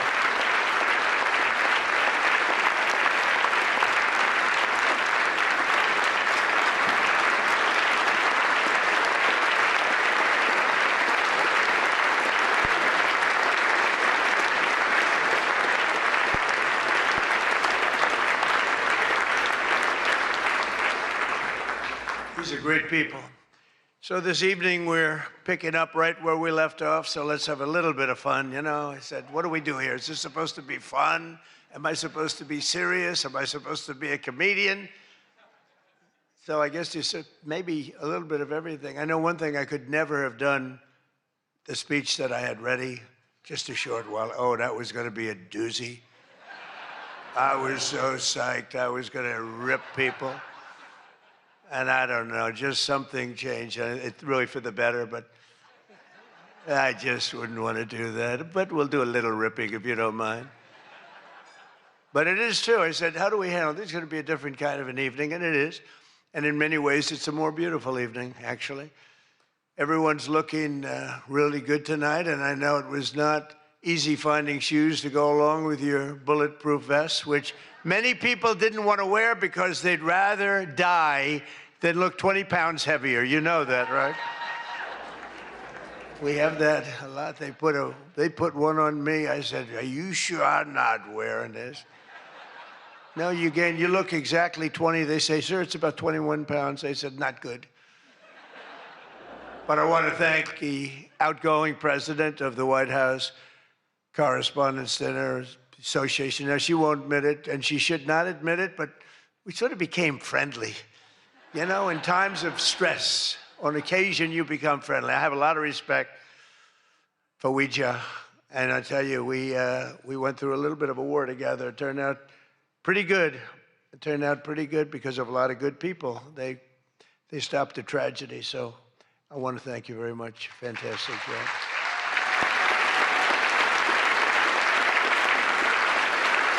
And Ouija worked extremely hard to ensure this dinner was rescheduled, and we want to just thank her family. I just met her parents, her children, her husband. What a perfect family.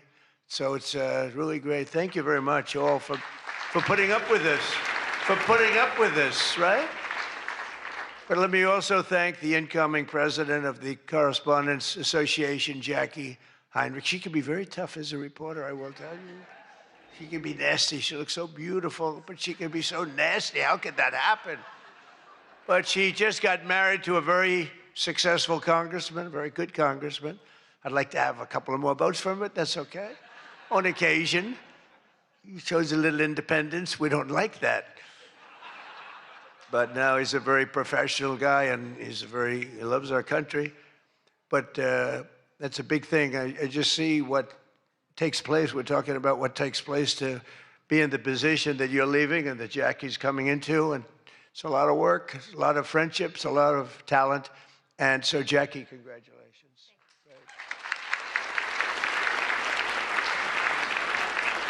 And congratulations are also in order for our favorite White House press secretary, Caroline Levitt, who just had her second child. You and your husband. She's great. She's done a fantastic job. We all love her.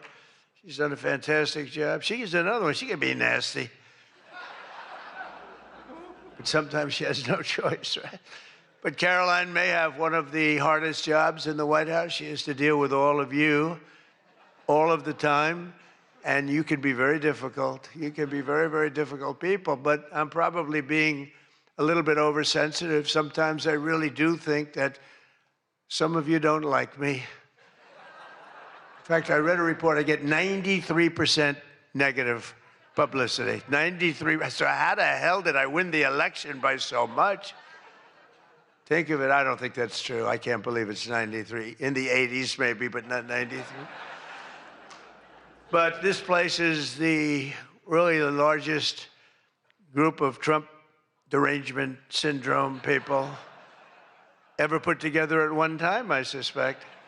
But some of you are lucky that our last dinner was cut short because I had brought with me what would possibly have been, I'm telling you, I had something. I was going to go after you. I feel so badly doing this. It's got to be such a letdown. Oh, yay. But your lives were really in danger the last time for an opposite reason. But on the plus side, your careers were saved, and we have we really do. We have a complete and total. You know, I love the words complete and total. They say, but it means almost the same thing. I said, it doesn't matter when you say it. It's called emphasis. It's called emphasis. But everyone is now really warming up. The new White House Military Center, drone port, highly protected ballroom. We have our ballroom. The windows are this thick. They said to the people, well, if a bullet hits, what happens? Nothing. Nothing. It bounces right off, sir. This is the greatest bulletproof glass. I said, AK-47. That's supposed to be a big one. I don't know so much about the guns. My sons know a lot. But I said, I know it's big. What would happen? They go up, meaning it can take more. I said, so if I'm making a speech and I hear that pinging sound at a window, what would I do? Sir, leave the room right away, but you're going to be safe. We're building something that's going to be amazing. And in light of what we went through, I think people understand it. It's going to be amazing. A phenomenal, one of the biggest drone ports anywhere in the world, right on the roof, right protecting the White House, not only the ballroom. And what's underneath, you know, is supposed to be a top military secret, what's underneath, but then you get sued as usual, and you have to reveal that you're building this unbelievable situation downstairs with room after room of very complex stuff. It was the military's dream to have it built. I wanted to have a ballroom because for 150 years they wanted it. And then the generals came to see me and they said, sir, you're building something. This gives us an opportunity to do something that will be so unbelievable, never happen again. Because there's very little built under the White House, very hard to build under a very fragile building like that. It's very fragile, it's old, and a little different construction standards, frankly. And this is an opportunity for us to build something very powerful. I said, let's keep it secret. They said, no, no, we're telling you, sir, let's keep it secret. And then we get sued and we revealed every room, We told the people that did the suing, they're not good people. We told them, we said, you know, you're being very unpatriotic when you bring a suit like this, but it is what it is, but it's going to be, it's really going, it's moving fast. We're ahead of schedule. We're right on budget. And it's going to be something like, I think, no country has. I just visited China. They have this magnificent room, the Great Room. They call it the Great Room. It's a great room, but what we have is going to blow. There won't be anything like it. It's going to be fantastic. And with all of the things that are going along with it for safety and security of future presidents, you know, I'm only going to be using it for about 6 months, assuming we finish it right on time. I get to use it. Somebody said, he's building it for himself. I'm building it for the future. I'm not building, I use it. Now, had I not gone down 6 or 7 stories, then in that case, I would have been able to get a couple of years out of it. But that was far more complex what we did downstairs than what we do upstairs. So we're very proud of it, though. It's going to be amazing. And I think I was just telling the whole group sitting at the table we were talking about it. I said, I think, you know, it's White House Correspondents, so I don't see any reason why you wouldn't be able to use that. It's going to be very large and very beautiful and very safe, and that's what you need. So I was thrilled to see that after witnessing the attack, even Democrat Senator John Fetterman told his fellow Democrats to drop the Trump derangement syndrome and build the White House ballroom.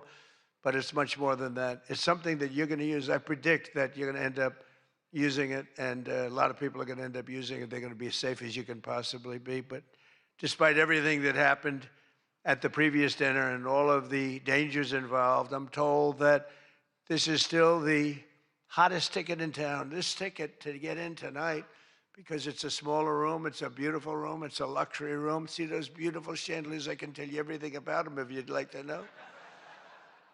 See that beautiful Capitol above? See the beautiful Capitol? See everything, the brass. Those chandeliers are great. I'm looking at them, I'm saying, I wonder if I could, you know, I sold this building, and they're doing a nice job, but they're nice people. But I'll tell you, I'm looking at them, I'm saying, I wonder if I could walk out with those chandeliers, because you can't buy them. They're very special. I won't tell you the fact. I won't mention that they're Czech crystal, because I'd like to say everything's made here, but they are Czech crystal. And they are beautiful. And the Waldorf people are doing a really nice job. We're proud of them, actually, because, you know, when I left town, I was a little angry. I was a little bit angry. I was offered a nice price. I said, I'm getting out of that place. And then I said, let's make a comeback. And but I was very proud of this building. This building was hot. Remember the lobby floor? 82,000 feet. For those in the real estate business, 82,000 feet. That's a major floor. That thing was packed every single night. It was packed, mostly Republicans, I would say, but it was packed every single night. It almost brings back memories. But I left town, and I have just had nothing but good experience. And this might be the best experience of all, having all of these incredible people in this room. It's a great feeling, frankly. It's a great feeling. But tonight's event, thank you. But tonight's event is even crazier than the last time. In fact, it's so successful that I've been informed by CBS News' David Ellison, who's going to do a fantastic job. He's the owner. He's the owner. He bought it, spent a lot of money, and he's going to make, I think, fantastic changes and keep some of the great stuff going. But that next year they're going to call it the Trump White House Correspondents Center. He told me that, and I like that very much. We're going to change the name of it, okay? Oh, it's going to be so hot, just like our country is hot. We are hot, by the way. But to be honest, it's just about the only way that they're going to ever get me back here. You're going to have to change the name of the dinner. But how's that one going? Not too good. I hope that everyone finally got to enjoy their entire very delicious beef tenderloins, very special beef. And I want you all to know that Bobby Kennedy, who's right here, personally ran over the cow in his car. And he cut it up and he brought it here for you to eat tonight. So it's very fresh. And Bobby also suggested an appetizer featuring his favorite cut of male raccoon roadkill. But we drew the line at that, Cheryl. We said, no, we're not going to do that. We're not doing that. We love Bobby. I'll tell you, it is a piece of work. You think it is fun, but he is a very different kind of a person, I will tell you. But he has what it takes, and he's smart, and he loves the country, and he wants people to be made to feel good. You agree with that, Bobby? He wants people to feel good. And he's doing a fantastic job. Thank you, Bobby. Thank you. We can joke all we want, but thank you. A lot's happened since the last time we were all together. Last month, we hosted one of the most incredible sporting events in world history at the White House, the UFC Freedom 250 fight. The UFC fight. When I announced that we're going to build a boxing ring right outside of the front door of the White House, that took a lot of heat. But it turned out that was, they say, about the most viewed fight in history. It was beautiful. So many things happened. It was supposed to rain. We're going to do it the week before, and the weather was beautiful. And the weather came, and it went, and now we came up to Wednesdays. They said, sir, this was on a Sunday night, replacing 60 Minutes, which is nice and unusual, because usually it's Saturday night. And they said, sir, this was from Wednesday on. Tell me about weather, right? Sure, it's going to rain. I think you're going to have to. It's going to be one of the worst storms that we've seen in a long time. It's coming up the coast. It's going to hit you on Sunday night. It's going to be a disaster. I'm saying, can you believe? And you saw the ring we built, Dana White, the great Dana White, and everything. We had the best fighters in the world. Turned out we had the best fights that most people have ever seen, including me. It was just a miracle. But what happened is we're waiting for this rain to come all day long, and it's coming, and it's horrible. And it's 8 o'clock, and we say, I think it hasn't rained yet. I said, maybe we should postpone it an hour. Maybe we should make it the next day. We didn't know what to do. And finally, we just said, let's just have it. And it never rained. It was perfect. In fact, the week before, it was 92 degrees. It was nice, but this was like 72 degrees. And the rain was coming, and it came right over the White House, and it was like, thank you very much. It went like this. And other areas were drenched a few miles away. We didn't have a drop of rain. And it was absolutely one of the most incredible things anybody's ever seen. People said it's one of the most incredible nights of their lives. So just remember, before I came along, if you wanted to see someone lose consciousness on the South Lawn of the White House, all you had to do is ask Joe Biden a question. Remember that. Oh, you think I'm kidding. But the big fight was such an amazing success that tonight I'm pleased to announce that we're going to host an even bigger one right in front of the White House. Every Friday night, every Saturday night, we're going to have fights in front of the White House. But we do have something coming and I'm only kidding. You know, the one thing about the press that I learned, don't be sarcastic. Because I'm a very sarcastic person, and I get sarcastic, and most people know that, but you have some bad people that will write it exactly like I say it. And I said I was only kidding. But we are going to have Indy 500. Roger Penske's coming in mid-August, and they're going to have it all throughout Washington, the greatest cars, the greatest drivers in the world. And that's going to be something. Already they have over 350,000 people signed up, going down Pennsylvania Avenue, around the Capitol. And Roger, who's incredible, he won the Indianapolis 500 20 times. Think of it. Germany, Japan, all these countries, they spend billions and billions of dollars trying to win the Indy 500. And Roger wins it. He literally won it 20 times. On the 18th time, I said, you know, that's amazing. I'm going to give him the Presidential Medal of Freedom. And I had him up. And then he won it 2 times after that. The guy's amazing. And he lost the last one by about 6 inches, if anybody watched it. So they're coming here, and it's going to be something really exciting. We have unbelievable events. It's an unbelievable country. And on July 4th, we were over at the mall, and It was raining. It was supposed to be really bad again. And we had 450,000 people show up, and that's a light number. And I was told, sir, we're going to have to cancel the event. This was not good. And it was drizzling a little bit, not raining very hard. And people are calling me, friends of mine were calling me. And I got a call from Brett Baer. Brett Baer said, it's not raining. I said, where are you? I'm standing at the mall, and I'm waiting to go in the White House.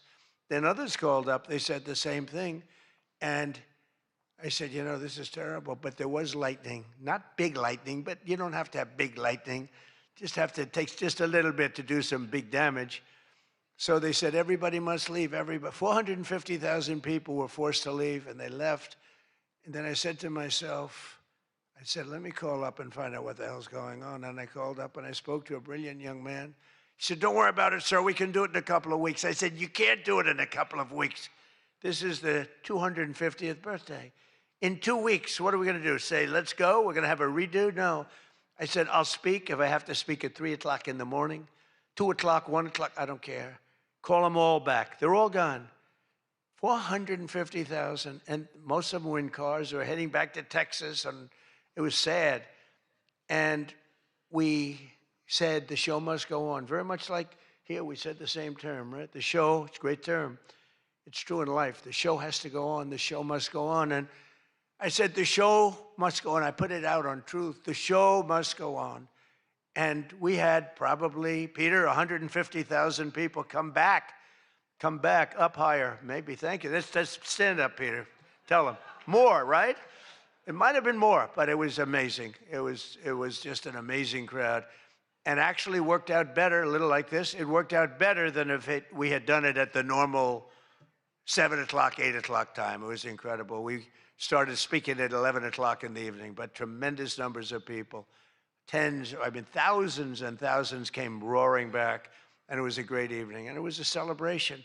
And we didn't do it the following day, and we didn't do it 2 weeks later. We did it when we were supposed to do it. It was a fantastic celebration. But I can exclusively reveal to you this evening that for the heaviest of the heavyweights, we will have sloppy Chris Christie, one of the sloppiest human beings you'll ever meet, fighting, I would say, I could mention the governor of Chicago, but I'm going to mention instead Jerry Nadler. And they're fighting for a big piece of cheesecake, big fat piece of cheesecake. Who the hell wrote that line? But it is true. And then you have a Congresswoman, Alexandria Ocasio-Cortez, AOC +3. That's her 3 friends, right? AOC +3, and I watched her give that answer when she was over in Europe. It was not a good answer. If I ever gave that answer, I would be out of politics. Remember, you cannot have a 19-second wait time to answer really a quite simple question. But we'll then have a rematch against an extreme, simple question on a foreign policy from Munich Security Conference. It was a big security conference, and this was our first time up in terms of that.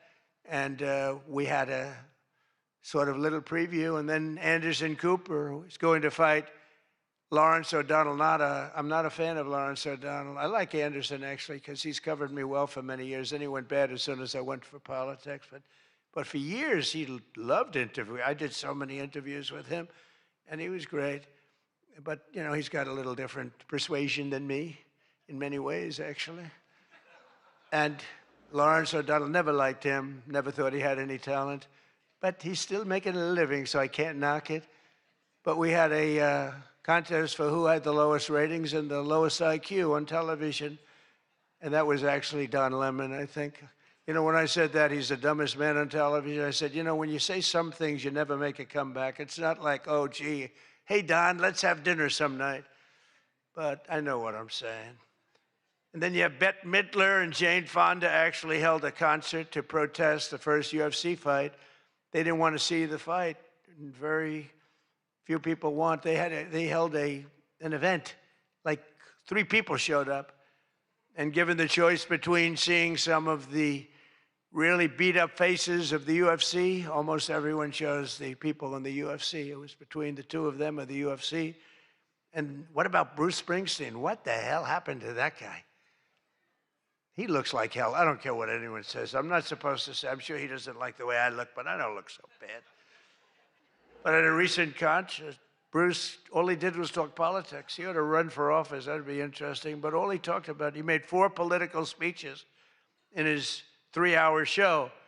The tour has been renamed Bored in the USA. And his new song was so bad that Chris Christie, who's like a fan, you know, he goes out and tells everybody how he hates Chris Christie. Keep that guy out of my... And I see Chris Christie there again, high-fiving Bruce Springsteen in the aisle. And Bruce Springsteen saw him and didn't even lift his hand up. And I just wanted, because I used to be friendly with Chris. Chris, when somebody doesn't like you, write them off. Forget it. You got billions of people in the world. You don't have to make a jerk out of yourself. But usually a comedian hosts this dinner. And I think we sort of changed it. Tonight we're going to have somebody who I think is really spectacular. But I've watched comedians get up for the dinner because I have been here actually quite a few times. People don't realize. And there's one time in particular when Barack Hussein Obama hosted it. Do you know who that is? And he hit me hard. But actually he hit me with respect. I was sitting with Melania at a table. And you had Brooklyn Decker, supermodel, at a table right next to her. And I really always will like her. She's married to a great tennis player, Andy. And she was at the table, not at my table. And I have watched this clip thousands of times. They keep playing it because they think that was the evening I decided to run for president. It was not. In fact, I loved the evening. I looked at my wife. I said, can you believe it? All these people, that's all they're doing is talking about me. I love this dinner. It's true. And Obama was nice. You know, it's amazing how things work out. He actually showed a picture of the White House with a big Trump on top, like I put a sign. And you know, I'm sort of doing that when you think about it, right? I mean, he wasn't really wrong. But no, he was respectful. He was good. But it had nothing to do. It had nothing to do. I just decided that I want to make America great again. This had nothing to do with that dinner. I've gotten so many... Yeah, I've gotten so many calls, and for years they've been saying, was that the moment you decided to run? Really, no.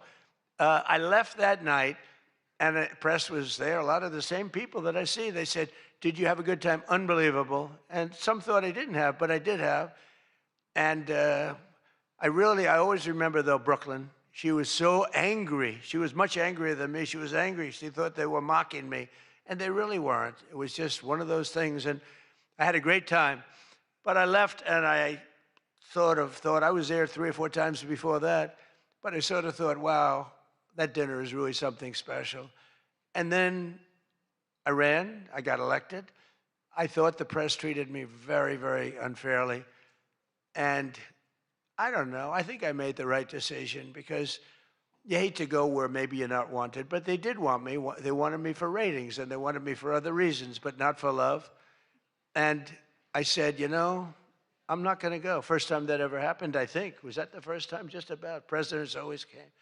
And I didn't go for 4 years because I got treated terribly by the press. In my opinion, unfairly. I know unfairly because I know the facts, but I got treated unfairly. I didn't go. And this year, I was called by your president and your chairman and all of the people, and they said, we'd like to do it. And I said, you know what? With time goes by, time passes, and you sort of look at life a little bit differently. I said, let's do it. And I didn't know it was going to turn out the way it did. It turned out to be the biggest event in the history of your day. That was by far the biggest, right? For all the wrong reasons. But as I said before, a lot was learned from that evening. So much having to do with so many different things, including security. But it's an honor to do it. This is my first. I mean, I've been to it numerous times, but as president, I haven't been here. And I'm glad. And they said, would you do it next year? I said, I will be back next year. Now, if you get really, really nasty, maybe not. I don't know. But we're going to be back next year. And well, Jackie will treat me very bad. But this year, the association decided not to have a comedian, so they considered using Jimmy Kimmel, Jimmy Fallon. These guys, they're terrible. They're terrible. Stephen Colbert. These are people without talent. They get a lot. They have talent. You know who has talent? Their agent, getting them the money they get. They have no talent. But they are not comedians. They're not funny people. They're angry people. They're sick people. But the association really put on a big show, and they have somebody very special. I look forward to seeing him. And so they thought about going with a professional clown for entertainment, but Adam Shifty Schiff was not available. You know, he's known, I called him, I hate some people, you know, I shouldn't say this, I'm not supposed to hate, I'm supposed to love everybody. But he's a terrible person, he's a liar. And I called him Watermelon Head because he has the largest head I've ever seen with the smallest neck, pencil neck. How does that big, fat, ugly head stand on a little pencil neck? And then I'm told that even Rosie O'Donnell reached out from Ireland. She really wanted to be here in order to honor me. She loves me very much, and she was desperate to come back to the United States and pay her respect to Donald J. Trump. But that didn't work out, unfortunately, because nobody wanted her to come back. But she's one of the greatest sufferers of Trump derangement syndrome. She's a sick young woman, sick older woman, I guess now I have to say. So instead, we're honored to have, for entertainment, the very talented mentalist, Oz Perlman. And everybody, they said, are you going to stay? I said, yeah, I'll stay. I mean, I think I'll stay. What the hell else am I going to do? I've got Iran, I've got this, I've got that, which is all going extremely well. Don't believe the fake news. You know, it's the only thing we were talking before, I said, so we've hit Iran very hard. Their Navy is gone. Their Air Force is gone. 250 jets, no longer. 159 boats, good boats. In fact, I said, why the hell didn't we keep them? We could have used them. But 159, but all at the bottom of the sea. They have no radar. They have very few drones left, despite what you see. And every once in a while, they're going to set some things up, but they don't have much left. And by the way, they are talking to us right now. They'd love to make a deal. I don't think they're ready to. I don't think it's time yet, but I'm willing to listen. But they cannot have a nuclear weapon. We don't want to see Washington, D.C., or any of our cities, or Israel, or frankly, the Middle East, destroyed with a nuclear weapon, because I know the power of nuclear weapons. I see it. I get to see it. We're not going to let that happen. So this is all about we will not let them have a nuclear weapon. And they would use it. They would use it if they had it. But Oz, I do have one question about what happened that time, because he was there. How the hell did you not see that coming? He sees everything. He sees everything. He's telling me about your grandmother and your this. Why the hell didn't you? We got to ask him that question when he gets up here. Why didn't he see that coming? But of course, this evening, it's really all about the fake news media and your handling of prizes, and writing and producing and performing made-up stories like the Academy Awards. You know, Academy Awards used to be the epitome of ratings. Outside of the Super Bowl, it got the second most ratings. Now it's down in the dumps. Nobody wants to watch it anymore because they took on Trump. They hit me all night long. They hit me. The winner is so-and-so. I want to talk about Donald Trump. I hate this man. Nobody wants to hear this stuff. Right, Peter? Nobody wants to hear it. You ever see the ratings? They used to have 48 million people. Now they have 2 people watching. But they'll learn their lesson. But I want to personally congratulate CNN's Caitlin Collins on receiving her award. It was all about me. It's a fake. She shouldn't get the award. It was a fake. But I didn't mind. I said, Caitlin, congratulations. But it was fake. There's no question about it. But she's a young, attractive woman. She never smiles. I said, Caitlin, do you have a smile? Smile. You have a nice position. You're at CNN Fake News. You should be a happy person. So smile, Caitlin. Just smile. But we attack, and I thought Caitlin had really made it big with a major new sponsorship, but then I informed her that it wasn't her on the Bud Light can. It was Dylan Mulvaney. And Dylan Mulvaney cost Bud Light $35 billion in market cap. That was the worst commercial ever made, by the way, for those few people that want to hear that. Most people don't care, but I would. I wouldn't want to hire Dylan anytime soon. Think of it, they hired Dylan Mulvaney, and their market cap has gone down by $35 billion. Who wrote that commercial? And then you have writer Josh Dorsey. He also received, he's been killing me for years. No, he's been, and yet tonight he shakes my hand, he hugs me, everything nice. He kills me. Josh is amazing. He writes more stories than any human being. There's nobody that writes more than Josh. He'll write 4 stories about me a day, all different subjects. I mean, I had the other day 3 stories and one on the, he was upset about this. 1 was on page 7, 3 were on page 1. They were all written by Josh. But he's hit the big time, and he's a workhorse, and yet he's almost unhireable. You know, he's just one of these guys. Wall Street Journal's lucky to have him, but you really, it's unbelievable. He's almost unhireable. CNN is also here, and I'm very disappointed they didn't bring Fake Tapper because he's had a rough couple of years, Fake has. You know, he calls me up every once in a while. If I pick it up, I pick up my phone. I used to go to this young lady, I'd say, any calls from the press? No, sir. I said, oh, now I'm the president of the United States, right? I'd say to Stephen Chung, is Stephen here someplace? Where's Stephen? He's one of the toughest human beings I've ever met. Don't ever wrestle Stephen, you'll be in big trouble. But I say, Stephen, let me ask you, did the press call? No, sir. You know, when I was a developer, I'd get a call every half an hour. For whatever reason, I always got disproportionate press. So I said, Stephen, nobody called? No, sir. 2 hours later, I say, hi, Steve, how are we doing? Everything good? Anybody call? No, sir, no press calls.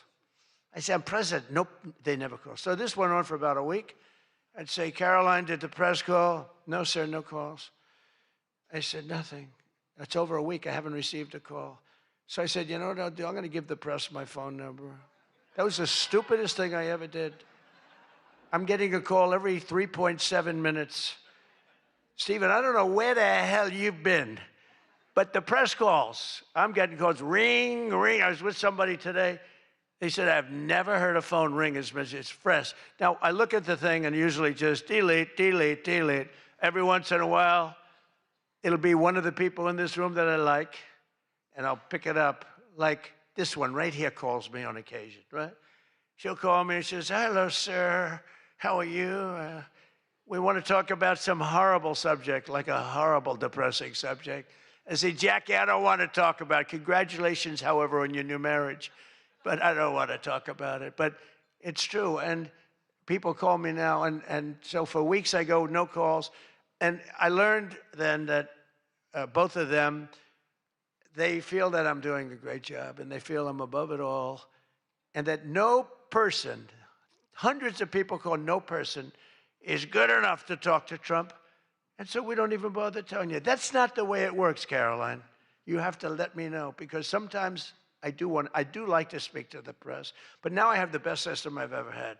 It rings, and just so you understand, you're much better at putting your name, because if there's no name, I just can't do that. You know, I pick up every once in a while.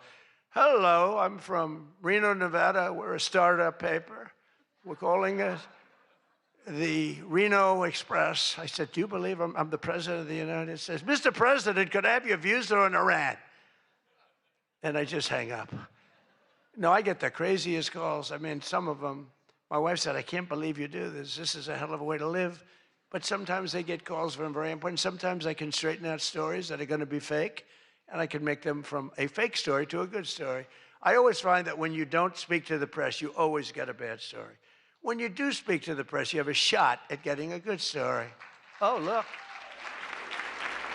No, look, if I were a reporter, and let's say I'm a big reporter, I work for the failing New York Times, or I work for, well, I don't know, do they ever come to these dinners? Didn't they cancel out a long time ago? Big mistake, they should be here. But I get a call. I've always found that, you know, speaking to them, you just do better. You do better when you can, when you have the time. You speak to the reporter, you treat the reporter with respect. Sometimes now there are reporters where it doesn't matter. You can be so nice to them, it doesn't matter. You get treated unfairly. But you have a lot of great reporters where when you speak to them, you can get your point across, and that's a good thing. But some people say that Jake Tapper is a great investigative reporter in D.C., and that's why after moderating our debate It only took him 1 year to break the story that Joe Biden might possibly have suffered from cognitive decline. It took him 1 year. He wrote a book about how great he was mentally, not too good. And I don't like Biden because Biden was very unfair to a lot of people. But Jill Biden insists that Joe would have beaten me in 2024, even though he was way down. She said he was way behind in the polls because he was seriously ahead. She felt he was going to win because he was seriously ahead on deceased voters. He was leading in the deceased crowd, and there were a lot of them. You're finding out there's a lot of them. Look at the numbers that just came out yesterday. And it's traditional that at least one or two potential presidential hopefuls attend the Correspondents' dinner, but many of them seem to have really chickened out. I was disappointed that Gavin Newsom didn't show up. He didn't show up. He should be here. But I heard that he recently said that we will lose our country if we don't fight fire with fire. And to be fair, there's only one thing we know about Gavin, and that's that he definitely doesn't want to fight fire with water. He's got a lot of water, never uses. What a disaster. That should have never happened. But Gavin Newsom recently did a career-threatening, one of the worst interviews I've ever seen, where he said that he can't read a speech. He's incapable of reading a speech. He's a low IQ person. He's smarter, however, than all of the people in the room, and then he gets sued for being a racist, okay, when he said that. But he basically said he has various mental incapacities. He has difficulty in various other ailments mentally. And I'm looking at him saying, this is the worst interview. I'm watching this interview. I said, this is the worst interview I've ever seen given by a professional politician. I've been watching politicians for a long time, mostly on the previous side, because I haven't been doing this too long. How am I doing? Not bad for the number of minutes spent. Not bad. But with Gavin, so he said that all these things, and I said, anybody running against him, all they have to do is take that one interview and you can't lose. I actually put out a statement that Gavin Newsom has come out and said he will not be running for president because nobody can say what he said about himself and survive. Newsom was in big trouble when he openly admitted that Kamala was smarter than him. She said, Kamala is smarter. If Kamala is smarter than someone, you don't want that person to be president of the United States of America. Between California's policies of enabling wildfires, paying drug addicts to be homeless, giving free sex changes to illegals, and telling rich people they're going to take away, all of your money is going to be taken away. People are fleeing, and they're fleeing in droves. We can't have that in this country. It's becoming such a horrible and dangerous location that Ilhan Omar, one of my favorites, and her brother are thinking about moving together, very much in love. A video has surfaced recently of Ilhan giving a speech referring to World War II as World War XI. And they asked her about that. She thought she got it right. But I'm not surprised because she's a low IQ person. And she's also a very dishonest person. And she ought to get the hell out of our country. She shouldn't be here. She shouldn't be in our country. She also calls her brother husband number one. Omar is reportedly being investigated for fraud. She revised her net worth. I was shocked to see that she was worth much more than $30 million. And then when the press got on her, she revised it slightly downward to less than 18,000. So she went from much more than 30 million to 18,000. And I know Democrats, and the word Democrat is something that's come into fashion. I changed the E with a U, and most people don't know that dumb has a B, so we don't have to worry about that. It's very quiet. I thought it was quite good, but I haven't gotten much credit for that. Fake news, good. Pocahontas, good. I won't say Lion Ted because he's on my side. I don't talk about past conquests, but we have a lot of them. I won't talk about them. They got a whole table full of Republicans there. They're saying, no, don't mention my frickin' name, will you please? But we've had a lot of good names. But the Democrats are there to destroy wealth, and honestly, they've gone absolutely crazy. Gavin Newsom's not only a man who really wants to run for president. He's doing a bad job running a state. You can't have somebody like a J.B. Pritzker, who I understand is not present, sadly, but, you know, some people say, never use the fat word. And I don't. I would never call anybody fat. I have my own problems, you know? It's not like I'm perfect. Sir, in the back, don't call him a fat pig, okay? I'm sticking up for him. Don't call him you. You can't do that, sir. You can't call J.B. Pritzker a fat pig, please. All right? Thank you very much. I appreciate it. Everyone's trying to figure out, who is that guy? Does he exist? But the nice part is when you do that, the press can't get you, because I'm defending a man who obviously has a problem. Actually, he's lost a lot of weight. I saw him recently. He lost quite a bit of weight. I don't know what the hell. He's got no chance, believe me. Anything he does, the family threw him out of the business. A number of other potential Democrat contenders sadly refused to show up tonight. We invited Elizabeth Pocahontas Warren. She's referred to Pocahontas because, in fact, I had to apologize. People came up and they said, we want you to apologize to Elizabeth Warren for calling her Pocahontas. And I ended up apologizing to the real Pocahontas. But Elizabeth Warren was supposedly of Indian heritage. And then she took the test, and she only had 1,024th Native American. And I said, you know what? I think I'm more of an Indian than she is. So this is what we have to deal with. But Senator Warren did not accept our invitation to debate. I wanted to debate her on various and sundry things, and she decided not to do it. And I decided to bury the hatchet. It doesn't matter. And she, well, I'm not going to say this next one. Do you want to hear this one? How bad? She wasn't high up on her totem pole. Who the hell wrote that? No, she's bad news. I wanted to make sure that Jack Smith, deranged Jack Smith, remember he went after me for about 2 years? How did he do? Not too good. I'm in the White House and he's not doing as well. I was going to say he's in a different kind of a house, but he's a deranged human being. He's a bad prosecutor. You know, prosecutors are very important. A great prosecutor, a fair prosecutor, but that's the great prosecutors, the ones that are fair. They're very important to a country, but this guy was a deranged lunatic. Saw his invitation tonight. He was invited because, you know, but I put it in a private text to Chuck Grassley. And Chuck saw him and he did a certain thing. And then one man that we had who should be here, he turned Palestinian. This was a man who was 100% for Israel.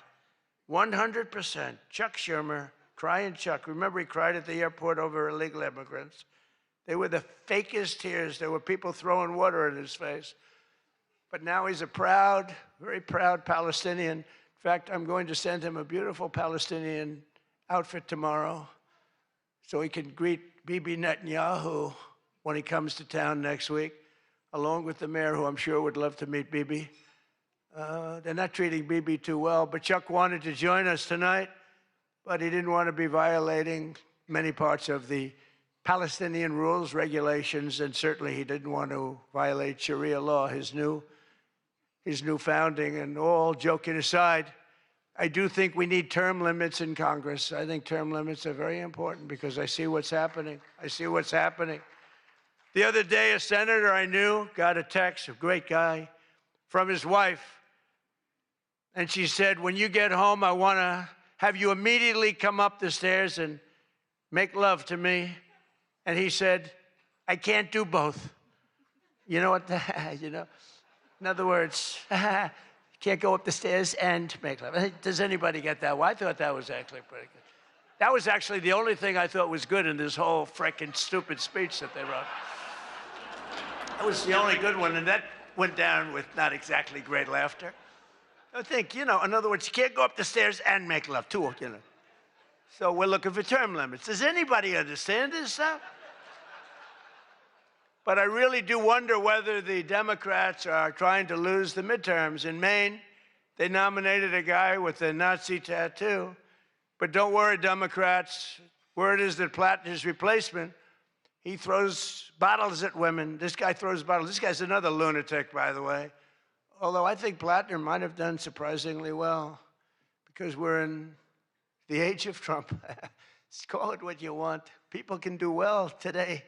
Platner, I don't know. But, you know, people don't have the guts to stick it out, but it looked like he was guilty of a lot of stuff. He certainly didn't defend himself very well. In Texas, the Democrats are running a candidate named James Telefrico, who hates guns, hates oil, hates sex, hates women, and who said he is, quote, a Christian who hates Christianity.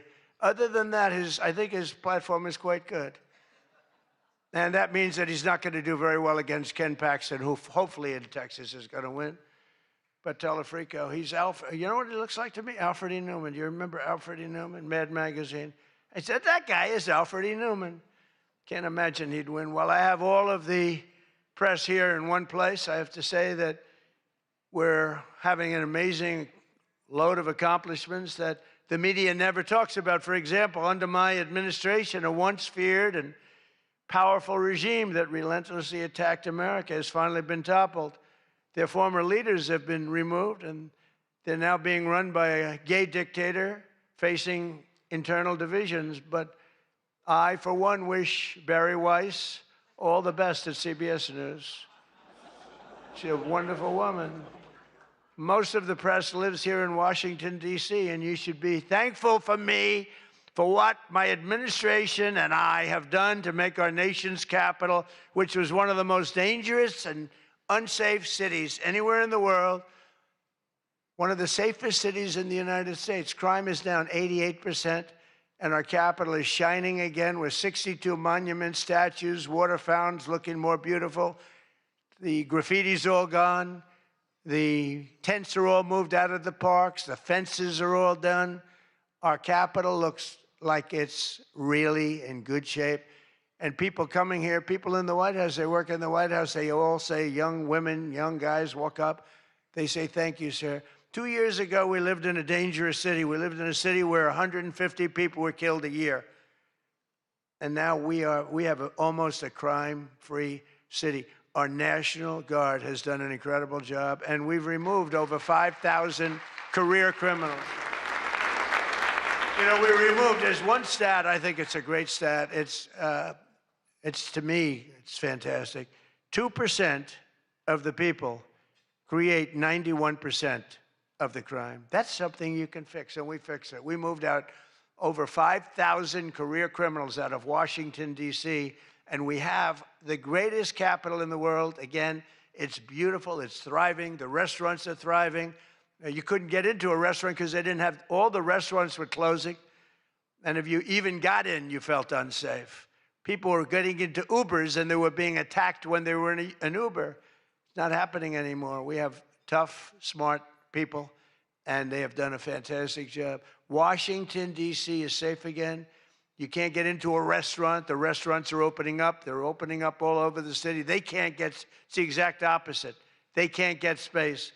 But mostly I've given up on you and the media so that now I just gave up on you and I'm #1 on TikTok. Did you see that I'm #1, Stephen? Is that true? I'm #1 on TikTok. So how could they be so bad? 520, think of this, 425 billion views. Can you believe that, Peter? I mean, let's go, Peter. I gave up on you people. I gave up on traditional press.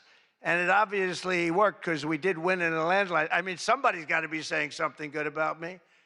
But TikTok, good old TikTok, and I was able to get it sold to a group of very wealthy people, mostly Americans. I was told President Xi, who's a man that I get along with very well, he was a hard no for the sale of TikTok. They all said he's a hard no. I said, well, let's call it, put your group together. They put it together, billions, hundreds of billions of dollars. I called up President Xi. I said, President, look. These are American people. They're wonderful people. In fact, one of them happens to own CBS, actually. I mentioned his name. I said, these are wonderful people, and it'll be a good thing. Does it mean anything, President? It's nothing. It's nothing. They love your country. We'd love to see you approve the deal. And he goes, all right. That was it. It was done. And we sold TikTok. And he's a friend of mine. And he's not contributing to problems like other people contribute to problems. So we get along. but we made the deal. But #1 on TikTok is Trump, and that's probably why we won. But for all of the trouble that you give me a lot of trouble, a lot of heartache.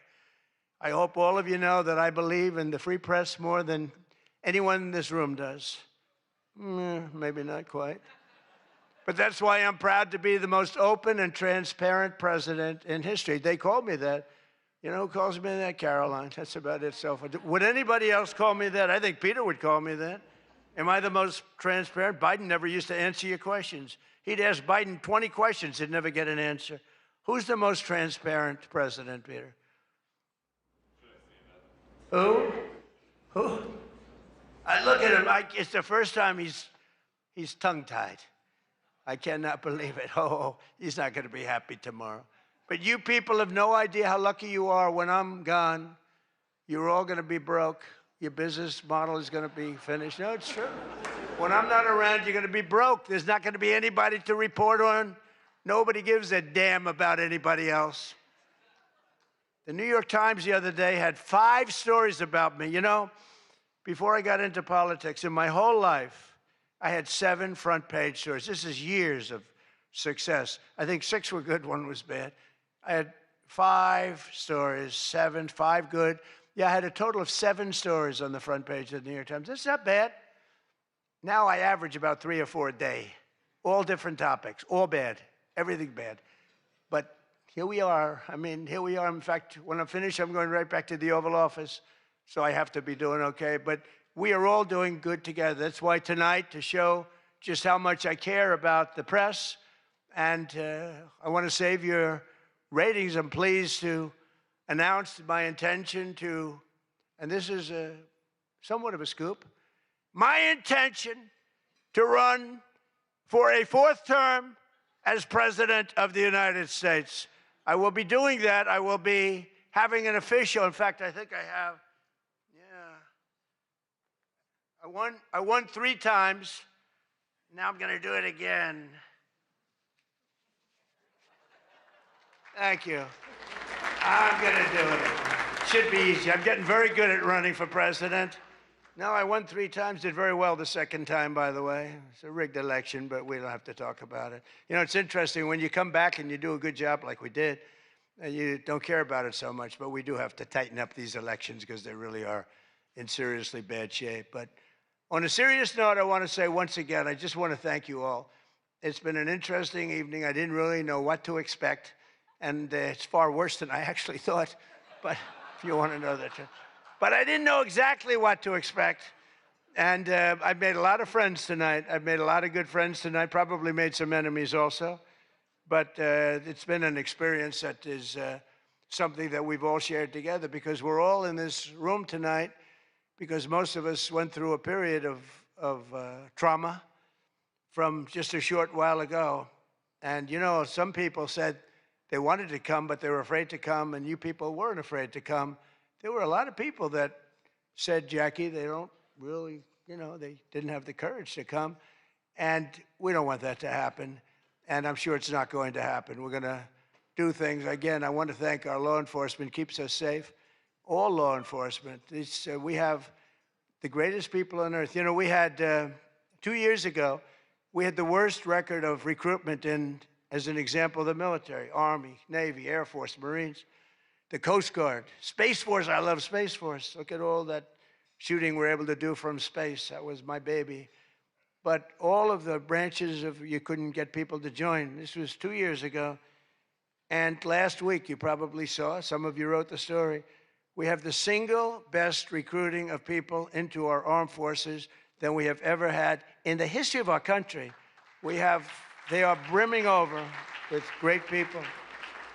And that's a big statement. And that also goes for the police departments, where they were having a tremendous problem recruiting. You can't get into a police department now. If you're looking for a job, it's very tough.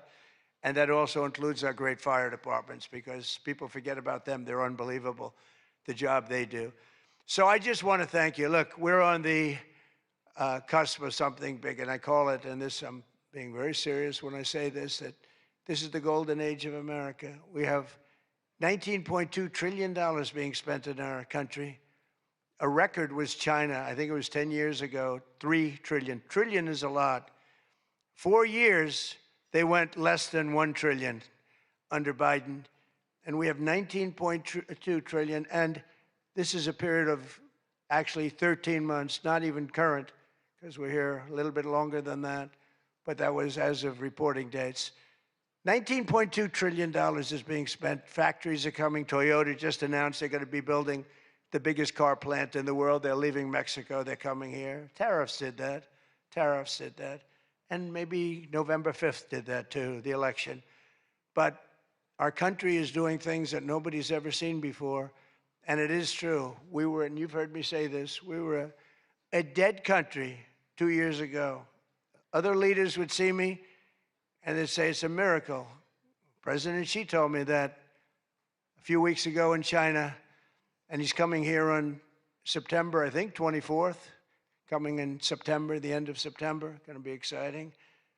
But he said the same thing. The King of Saudi Arabia said it. Everyone said almost the same words.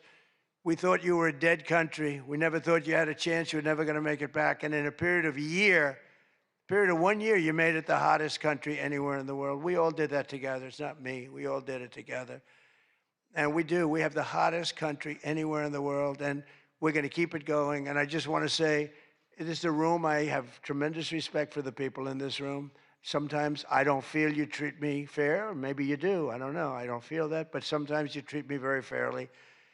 And I have a lot of respect for your profession. Your profession's amazing. And I just want to thank you for having me. And it's been fun. And I've met a lot of great people. And, you know, I used an expression, and I've used it right from the beginning. I did this for one reason, to make America great again. And that's what's happening right before your very eyes. We have made America great again. And it's going to get a lot greater. So thank you all very much. It's an honor to be with you. Thank you. Thank you very much.